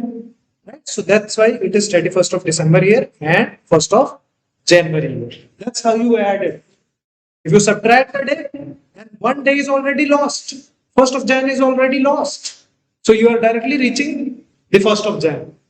That particular 24 hours you have lost. Okay. So this is the scenario. Further write down about time zones. Which country has the highest number of time zone? Yes, France. France has the highest number of time zone. Although France territory wise, if you see, France in map, if you see, then it looks small, but it has lots of territories spread across the world, and hence France has 12 time zones. Russia has 11 time zones because the extent of Russia is also huge. USA has 5 time zones because of again east to west expense. Huge expense is there, huge extent is there. Even in case of India, we say that we have a 30-degree difference. Okay, from 68 degrees 7 minutes east to 97 degree 25 minutes east, we have almost a difference of 30 degrees. That is almost 3,000 kilometers. Almost 3,000, 2,933 kilometers we have east to west extent. We should ideally have 2 time zones at least, but we have only 1 time zone to avoid confusion. Just to avoid confusion, we have kept only 1 time zone. Okay, so write down India has 1 time zone. Even India has 1 time zone, even after having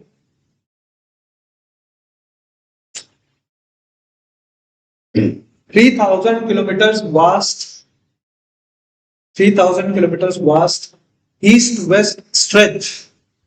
3,000, almost 3,000 kilometers vast east-west stretch. Just to avoid confusion, comma, just to avoid confusion. Just to avoid confusion. Okay.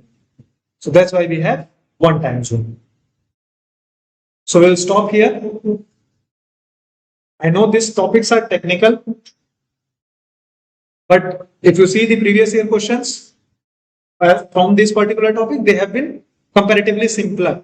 But how much is the distance in between two latitudes directly 111 kilometers? So if you know the facts, you will get the question. It will be comparatively simpler from this particular area, time zones and or latitude and longitude area. Okay. Only thing is you should know the basics that how these longitudes and latitudes are formed. So from tomorrow onwards, we will be comparatively, our pace will be comparatively faster since it was the first day. So we have been a bit slow. Okay. So we'll end here today. And if you feel any doubt, you can come early or in the break, we can discuss the doubts, or even after the class, we can discuss the doubt. Okay. So let's end here.